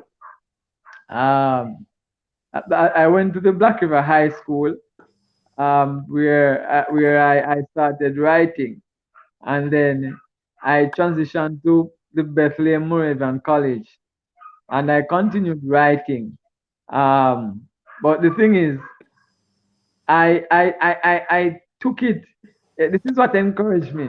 After performing at Poetry in Motion, I I was greeted with kind of a warmth, and persons encouraged me to continue writing, and I took it serious. Um, I then later on I have performed on several stages. I can't even remember, I can't even name them, and I've made connections with people. So right now, I'm working on an anthology, and I'm also working on a short story. Um, I want to look at the end of the year, where I want to wait maybe at the end of the year. I can release my first anthology of poems. Yes. Okay, interesting, Anord. And as you mentioned, the crime and violence, Michael May said it's very strong words for the youths. Let me see what going. Nashendra said, "Greetings, my people. I'm here." And then there's another message. Blessed Easter Bun is a very positive movie. Okay, so he's talking about the short film I did. While we are on the topic about crime and violence, you know me already, Anord, and Jhaka, this guy you see right here, I think we met. There's a friend called Sanjay Facey, aka Inkoshi. I was introduced to him at some point. I think it was St. Elizabeth first, where there was. Amaziyah, I love to talk about his experience. I Yes. want to share it. So I went to Talking Trees Literary Yes. down in Treasure Beach. St. Elizabeth? Yeah. St. That's where we Elizabeth. met. That's where we That's where first met. Yes, and then I was there, among the best poets. The Professor Morris was there, Lana Goodison, and then I saw this person, very humble, Yes. in a green shirt and a black pants, and Inkosi was there also. Inkosi was the one that brought me to the Yeah. place, and Inkosi had a book, and I was there in the midst of Inkosi, and then I just saw this guy walking around and very humble and mannerly, greeting everybody. You know what stood out the most to me, that when he came to me, he greeted me like we have been friends for a long time, Yes, yes. and that's what stood out the most from Amaziyah. And from that time, I planned an event at Bethlehem, and that event will still be held, but after COVID. Um, Yes. I planned an event at Bethlehem, and I was the first person that I thought about to be on the event was Amaziyah, and so surprisingly he did the flyers and the promotion, and it was getting such a good until COVID came. We were planning for a great event. Yes, yes. Yes, yes, until, yes, yes. Quite so. until COVID came, and from that time until now, he has his own But show. You have your own show now, and you work at the RJR group, and you kind of you are a media person, and so you transition your work into a passion. So precisely. I couldn't say no when you asked me to be on the show today. Yes, I yes. said Quite so. I have to be here. Yes. And bear in mind I should be doing Star Fame, so you and Inkoshi will be a part of that. So probably gonna be virtual. So you guys probably do your piece and submit it, and then I will still do the stream. Jhaka, I somehow will invite you to do a piece on that also. But we will talk more about the Star Fame event sometime down the line because it's still in process. But while you're on the topic, crime and violence, there is a song I want to do to entertain the audience and you, our guests. So let me jump into it real quick because we are talking about the guns and the crime. Jhaka, them say them a bad man and have big guns angling. And I'm seeing for them come back and dismantle. Some of us tell them precisely, it's Amaziyah the Great. Crime under violence, we must get it out. Guns popping and stopping every day, busting out. War start now, can't partner when brains splashing out. People screaming, them weeping of tears dashing out. The crime under violence, we must get it out. Guns popping and stopping every day, busting out. War start now, can't partner when brains splashing out. People screaming, them weeping of tears dashing out. 13 years ago, Tom accidentally kill a friend. Him go foreign and come back and him their yard, chill again. Thought it was over. Him pick up 6 of them over a decade now. And shots start to drill again. It's cold and bitter when innocent blood spill again. Them a call 119 and can't get rid of them. Miller them have killer friends and none of them not grin again. It's kill or be kill. Now gunshot start. Crime under violence, we must get it out. Guns popping and stopping every day, busting out. War start now, can't partner when brains splashing out. People screaming, them weeping of tears dashing out. The crime and the violence, we must get it out. Guns popping and stopping every day. War start now, can't partner when brains splashing out. People screaming, them weeping of tears dashing out. This me your day, that's the last thing said. Next thing me know, the whole place are run red. Shots more than 100. People lay ground dead. Is this a movie or reality? Quite cooler than dread. POI poured rifle. No look at 38 shot me that. I hear that and tears drop. So me grab her and lay flat. Nicola the Johnny, so me tell her baby stay flat. Really and truly, me don't want to get a straight shot. Crime under violence, we must get it out. Guns popping and stopping every day, busting out. War start now, can't partner when brains splashing out. People screaming, them weeping of tears dashing out. The crime under violence, we must. Guns popping and stopping every day, busting out. War start now, can't partner when brains splashing out. People screaming, them weeping of tears dashing out. Some hear sirens and police driving with JDF. Them have some long guns carrying them serious. In them face not smiling, AKs on them 16, and I'm a face pointing, and boy come here. And I saw them a class me, I'm a law-abiding citizen, but now I'm not a party, so treat me with respect. Comprehend the compadre, best if investigate on the problem must start this. Crime under violence, we must get it out. Guns popping and stopping every day, busting out. Watch start now, can partner when brains splashing out. People screaming, them weeping of tears dashing out. Stop the crime and the violence. Too much are going on. So me I said. Yes, yes. I think it's so important.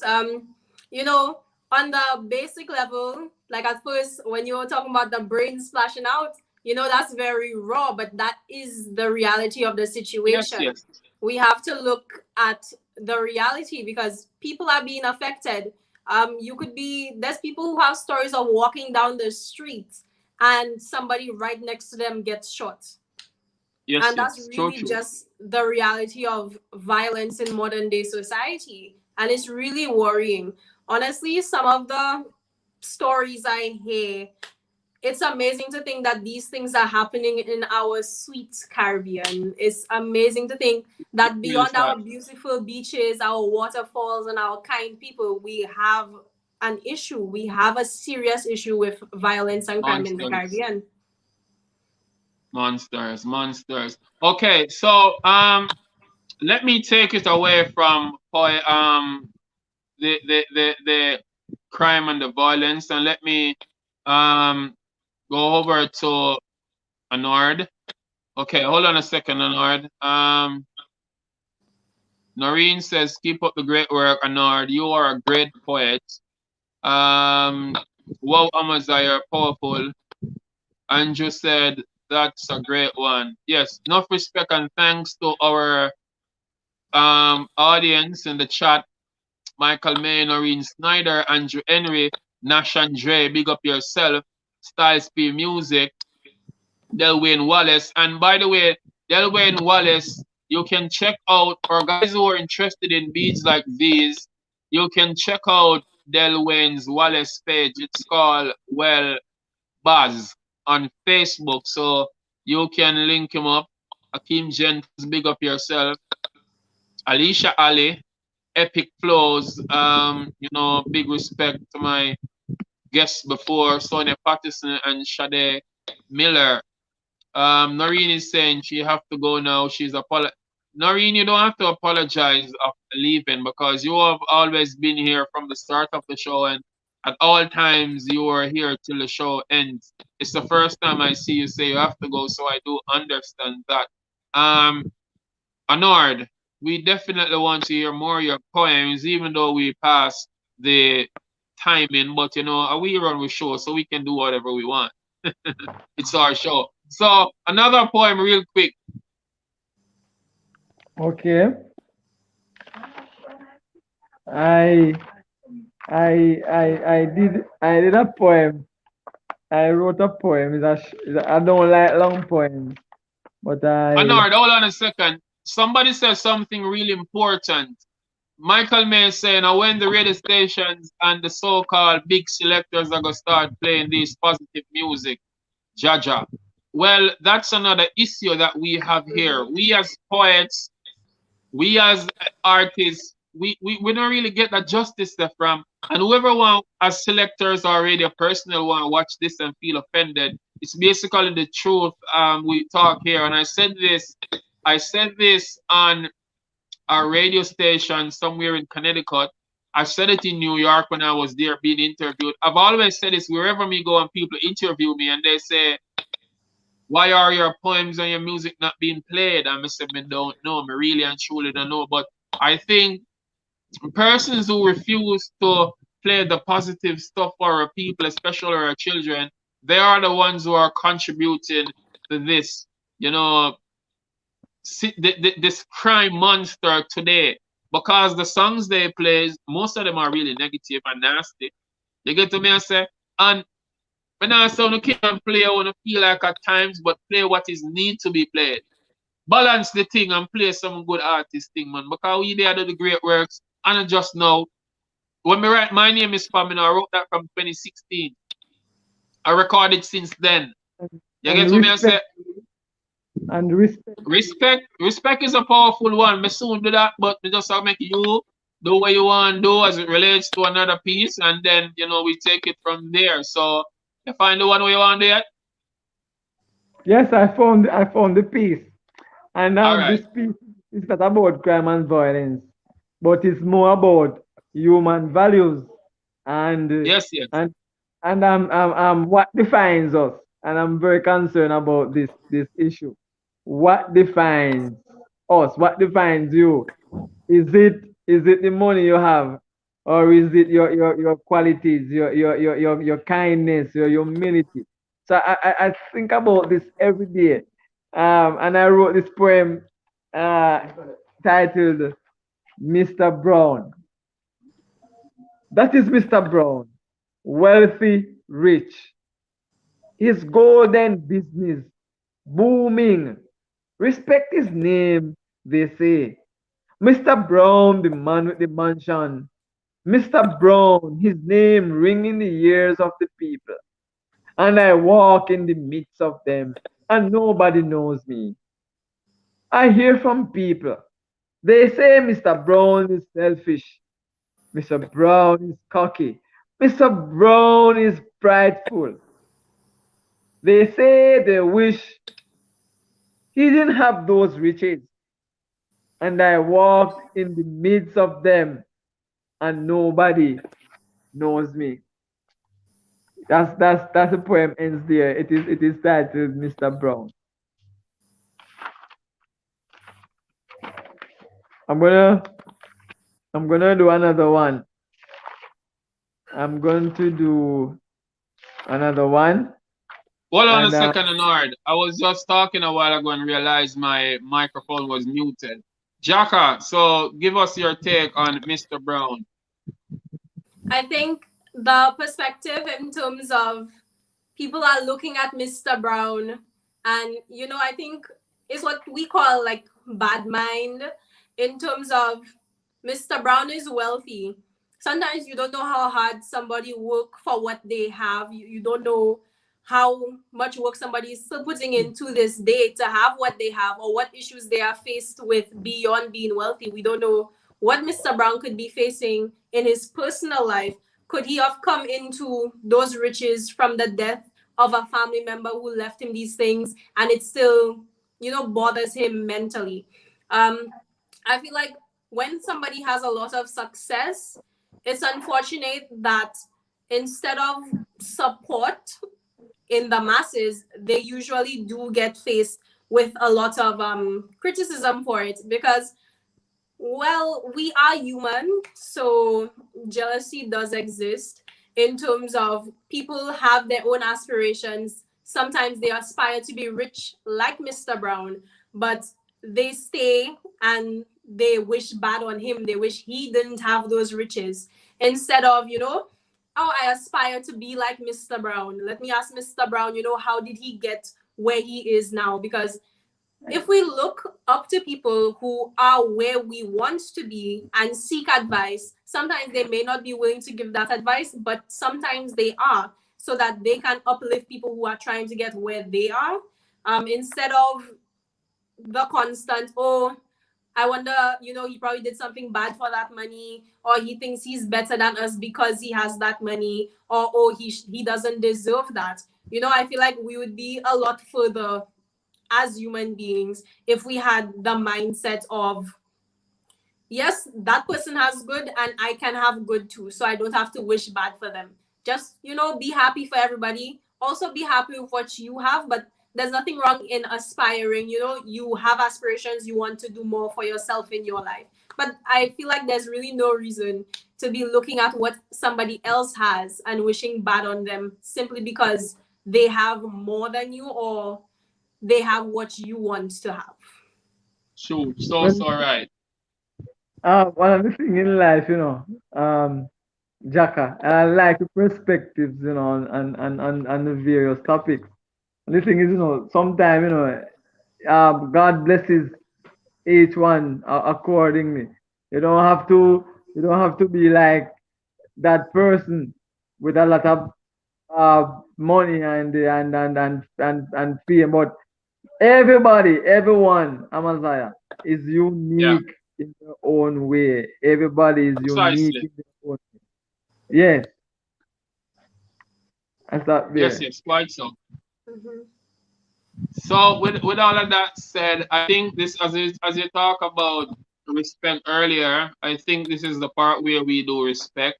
I'll allow you to do another piece because we're gone 13 minutes over the hour already. So let me see if I can respect real quick, and then I'll let you take it away.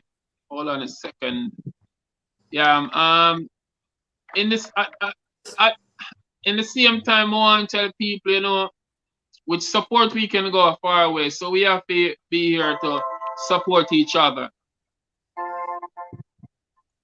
You're saying both got Browns in London and some are saying sell out. Len Thompson lost the race, but heap of negative remarks, yell out. But no expect sure respect because this was created. America bow down to a legend, honor, greatly appreciated. Not just locally, but globally. Jamaicans did it.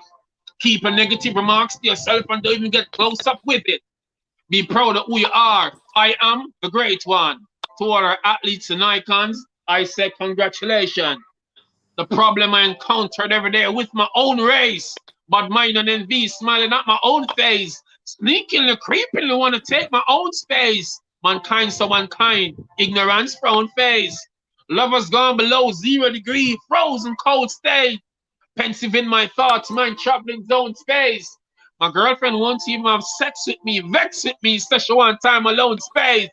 But try to get her attention, focus on her phone face. Nowadays we can't even relate, but display more hate. Anger escalates, too much alarming crime rates. Your morals slowly deteriorates, and that concern me. What kind of society gonna exist in about 2030? Social media is like cancer, feeding on your souls, implemented to prevent you from achieving on your goals. Illusion and confusion make you losing what you own. Don't lose yourself, be yourself. Remember, you're not alone. So what, go on, can I get some love now? Oh, sorry. I guess you love your phone. Most of us don't understand how essential life is. We sit down and waste time. I don't know what time really is. If only one understood how powerful the mind is, perhaps you'd comprehend how nonsensical life is. Marcus Garvey say unite. So why we separate? Why we still a fight? Why so many hates? Can religion and politician make my people elevate?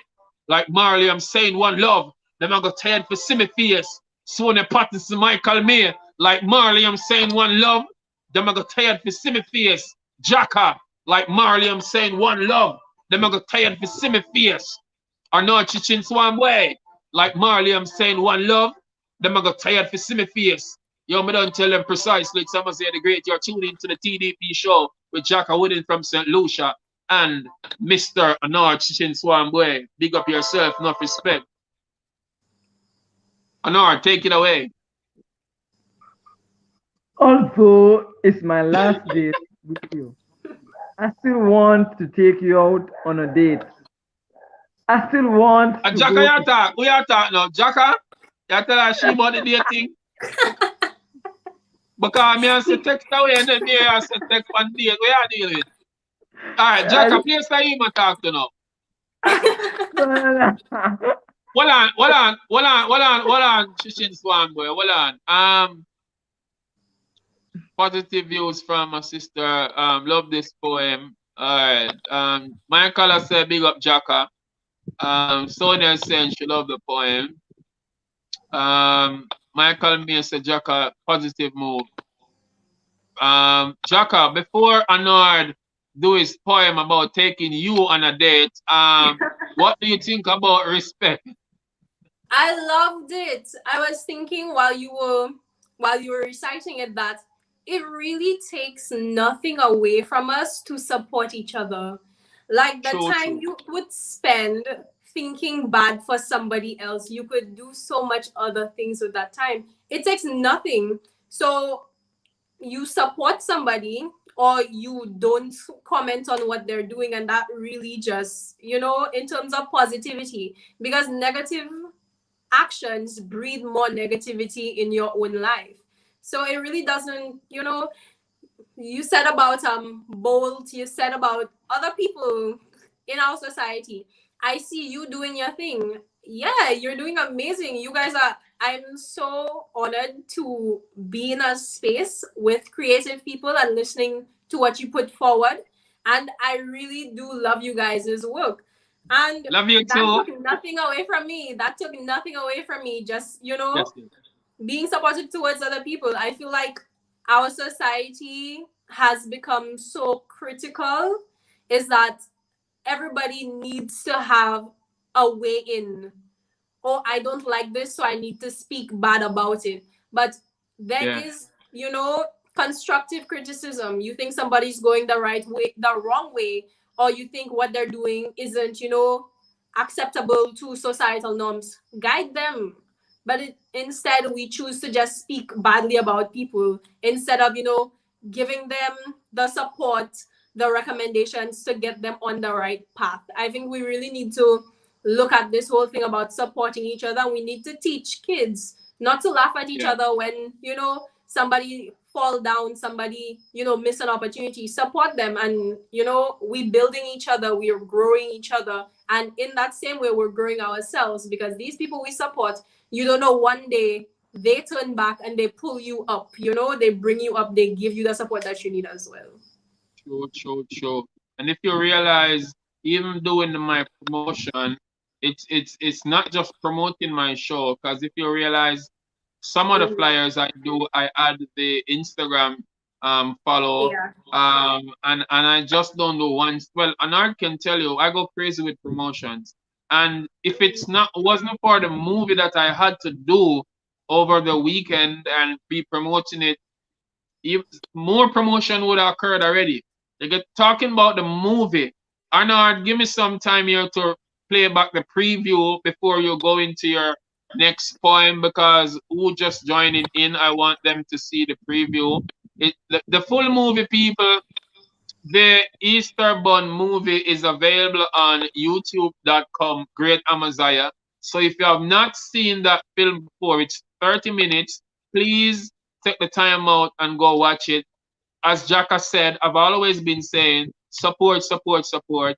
Even sharing this video somewhere, this chat that we have here, there's a lot you can learn from it. So be willing to share it up and about. But let me go back to the Easter Bun trailer.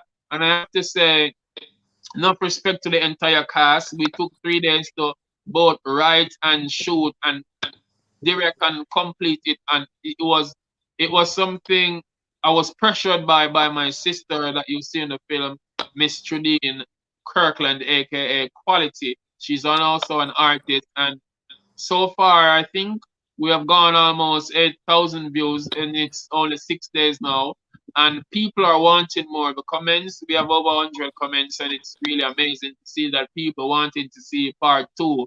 If you have not seen Easter Bun, please go check it out after the show ends and after you watch this trailer.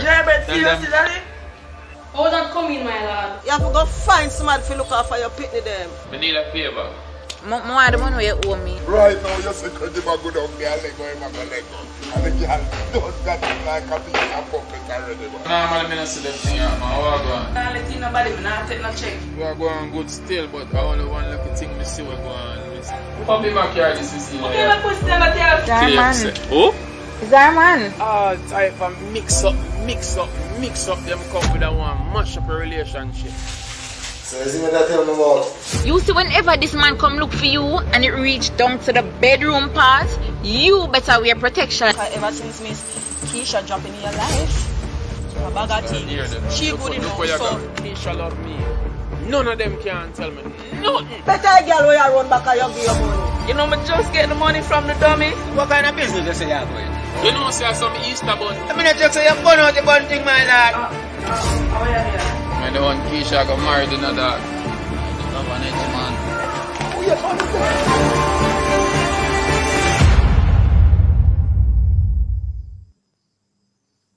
The Easter Bun, people, it's on youtube.com, Great Amaziyah. Anord Sichinwambwe. You know, I like the title. Easter Bun. It's catchy. And then persons now looking at the title, reading the title, they want to see what is this movie really about? It has a twist.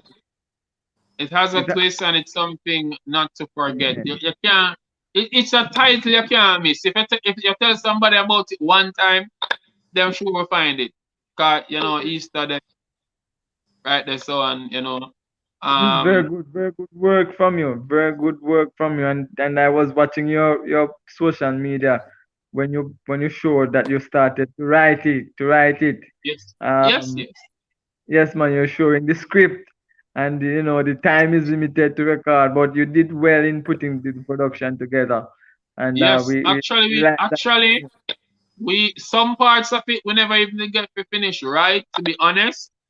We kind of just freestyle out, but most of it was already, when we start the Saturday,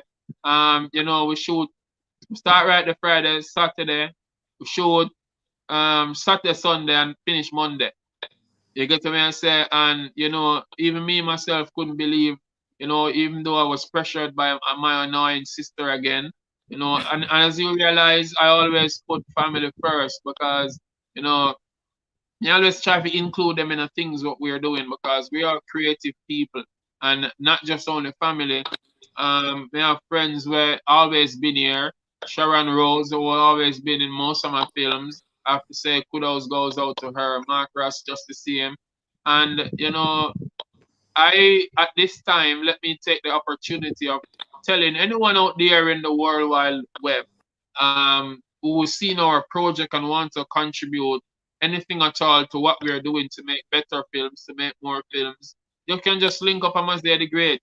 1-876-477-6245.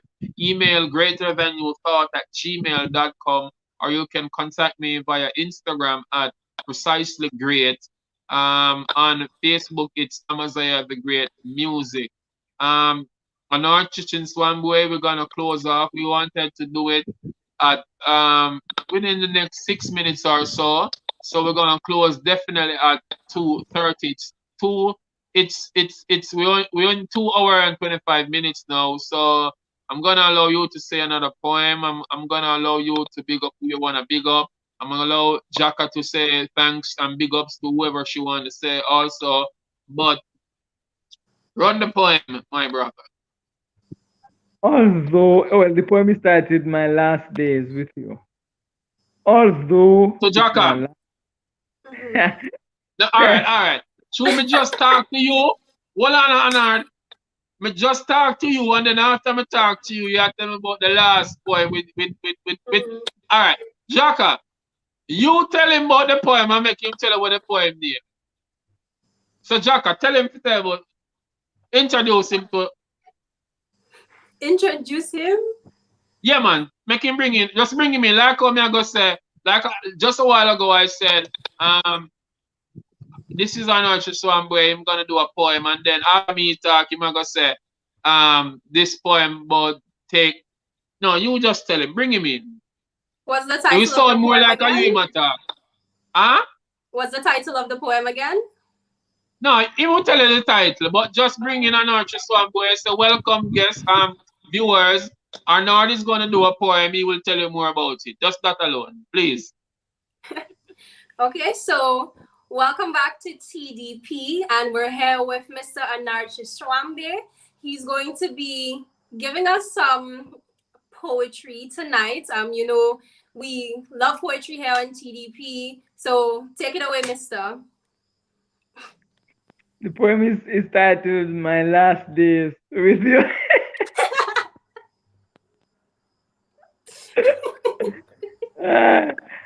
Do it. Although it's my last day with you, I still want to take you out on a date. I still want to dance with you. I still want to go to church with you. Most of all, I still want to experience the last breeze from you. It's like I am dreaming. It's my last day with you, but I'm still hopeful for a sweet reunion. We were living a harmonious, loving, gentle life. We talked a lot.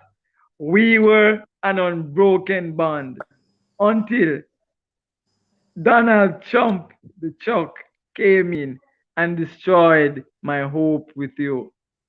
My last days with you are a mess. Worrying and frustration are in my sleep, but I'm still hopeful.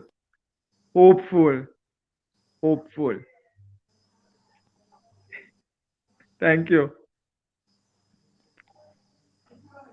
That was touching, because it could be a romantic relationship. It could be somebody you're really close with that you really want to spend time with, because you might lose them soon. That is.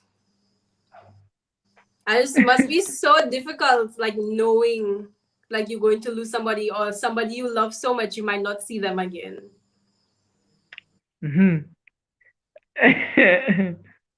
Yes, Amaziyah, I'm finished for now. All right. Watch the program now.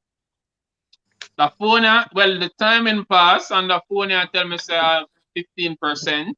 So let me take the time out to let you. All right.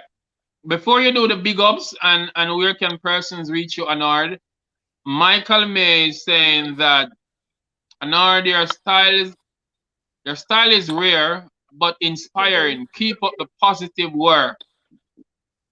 Thank you. Okay, so Del Wayne is saying great work, Amaziyah, great. All the best in your endeavors. Michael again saying great one. I admire your sister's attitude. Good to see she's following your footsteps. Well, Michael, me have to guide her same way, because sometimes she Well, she gonna hear me and cuss me. But yes, she sometimes stray me off the jogger and my footstep for true. And yes, she pressure me just the same. So me not gonna take that away from her. Yeah, man. So big up, yeah, big up, big up, big up. Anord, where can persons find you? You mentioned that you are writing a book. But when you think that book will be completed, and how can persons get to you? Well, the book will be completed in the last quarter of the year, but in somewhere in the last quarter of the year. So from about November, September, there about right up to December, you're gonna get a release. Well, you can find me on Facebook at Anord Sichinwambwe. I'm available on Instagram at Anord Sichinwambwe. There is my email address, Sichinsambwe at gmail.com. So you can reach me on any of those platforms. Yes. And I want to thank you for inviting me to share this evening, and I really appreciate you for the opportunity. Thank you. Yes, yes. And anything you want to say to the beautiful lady who you did that poem for? Oh, we hope to see you again. Okay, well, Jhaka is hoping to see you. I hope he gets to see you sometime again. Yes, this show we will always bring back our guests to see how well they are doing.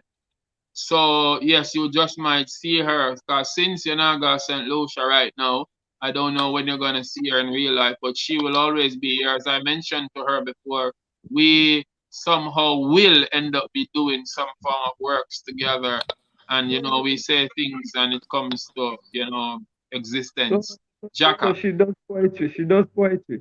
Yeah. If she does poetry, hold on. That's all right, Jhaka. Hold on. Before you go real quick, let me say me can do this. She was young. She was beautiful. She left her home that day never knowing that this would be her final goodbye to her friends and her family.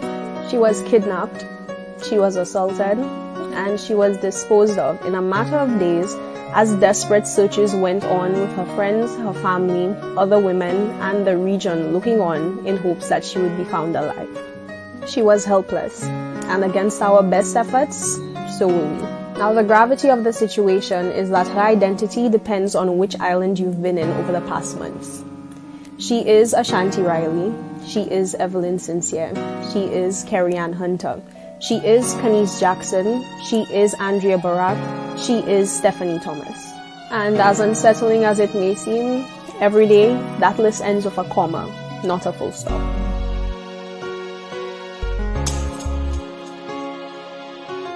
Somebody call police! Wow. Anord? Yes. Excellent. Thank you. All right. Yes. Yes, man. Great. Just go and go follow her on Instagram, okay? Yes, sir. Please. Jhaka, anyone you want to big up real quick because we're going to close the show off in a few. Okay, well, big up to the two of you for sure. I really enjoyed both of your pieces. You're very well spoken, and I wish that you guys have an impact on young men in your communities so that they can express their talents the way you guys do. Thank you to everybody who was viewing for sure. I really enjoyed the fact that your viewers were so engaging. I really liked your film, Easter Bun, right? I really liked it. My best friend is Jamaican, so I can't wait to share it with her and her family. Recently was maybe like 2 weeks ago was my first time actually eating Easter bun and cheese from her mom. Wow. It's not really a thing in St. Lucia, but they introduced it to me. So I didn't have a lot of it, man. So it was fantastic. So I really enjoyed the fact that I got to relate to the film because I already, tasted the whole thing. Shout out to Alicia Ali. Like I said, she's my mentor, and of course, she was on the broadcast and she was engaging. I love her so much. Thank you to her and thank you for having me. Yes, yes. Much love goes out to you just the same. Big up to you, Anord. Much love goes out to my niece, Shadae Miller was here earlier, and Sonia Patterson. Please, guys, share this video, share. Follow Anord, follow Jhaka, follow me, Amaziyah the Great, follow my niece, Shadae Miller, Mose, Chopping Block, J.A., and Sonia Patterson also. And, support our movements because it's all positiveness. It's all progression. So we aim to, aspire, inspire, motivate, elevate, edutain. You get to me? So it was a pleasure having all you wonderful people across the globe who was here engaging with us. My daughter seems to be just tuning in. She just sent some hearts, or probably she been there for the longest time. She's by her mom's now. So she just got tuned in. I don't know. Maybe she tricked me up and tell me so she did a long time ago. Michael May say big up all the actors in the movie. Respect to Colonel Rooster. So big up. Yeah, man, we aim to do more films to entertain the world. You're tuned into the TDP show. Like I said before, big up to all the persons who participated and all the guests. Look out for us again Sunday at 5 p.m. Jamaica time. The TDP show is every Sunday with Amaziyah. They say it's a free world, free speech. Fear not. If you've got your story to share, there's a global audience anticipating to hear. Be bold, be truthful, tell them precisely. Join us on youtube.com, Great Amaziyah, for the TDP show. Sundays at 5 p.m. And this is not about just interviewing artists only, but we want to interview everybody. Players of instruments, comedians, poets, actors, actresses, dancers, people with talents who now get fair share. And remember, it's all about honesty, the truth about your opinion. We want the world to know. Amaziyah the Great, tell them precisely. Yes. Jhaka, you're still here. Anyway, like I said, it's a real pleasure having you here. And, we will keep the links and, keep progression going. Thanks for having me again. Yes. So take care, all right? Blessings and respect. That was the beautiful princess from St. Lucia. She is a poet, a news reporter.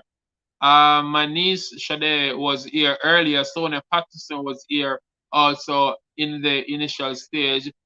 Anord Sichinwambwe, an African Jamaican poet, a friend of mine. People of the show, and we gonna keep doing this. I keep going and going like the Energized and Bunny work hard for what we want, so we're not doing nothing funny. Tell them precisely merch by Amaziyah the Great collection is available on teespring.com shop. Tell them precisely. So follow us on IG at Amaziyah the Great collection. Follow me at Precisely Great. Support our brand. If you want to see more progress with us, please continue to show the love, show the support.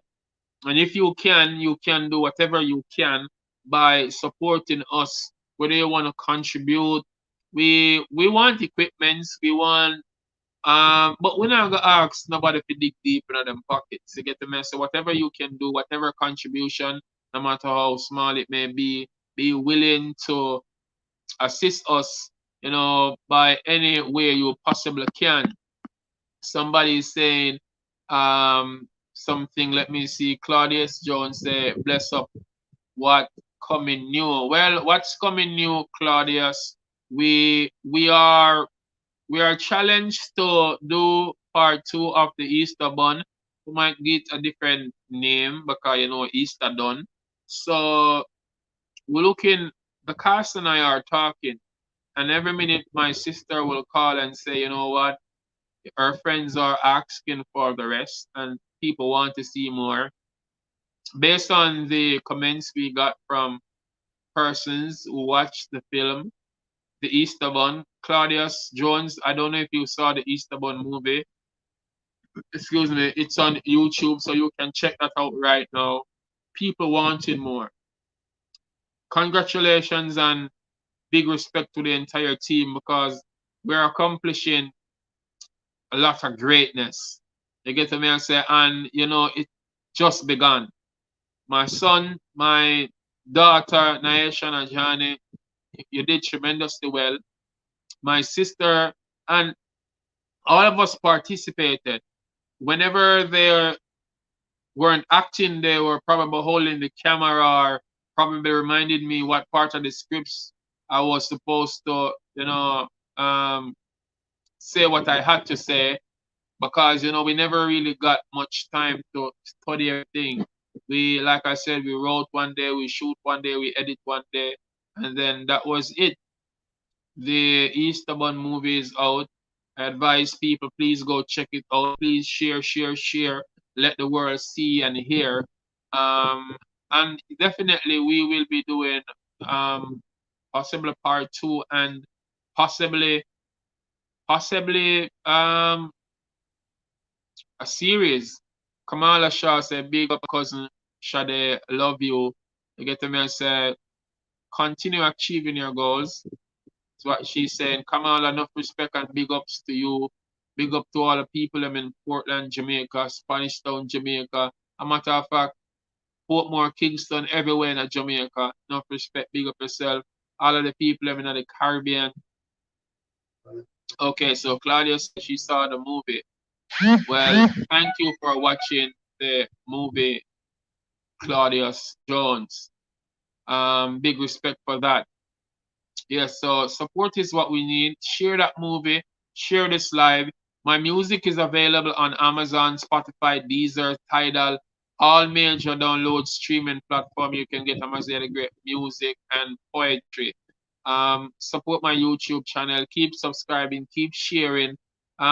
Just support positive mood because too much negative energy is out there in our world today and too much distraction, confusion, and illusion. And we aim to, like I said before, uplift people's life. You know, as Jhaka Wooden says, continue to, you know, inspire the youths.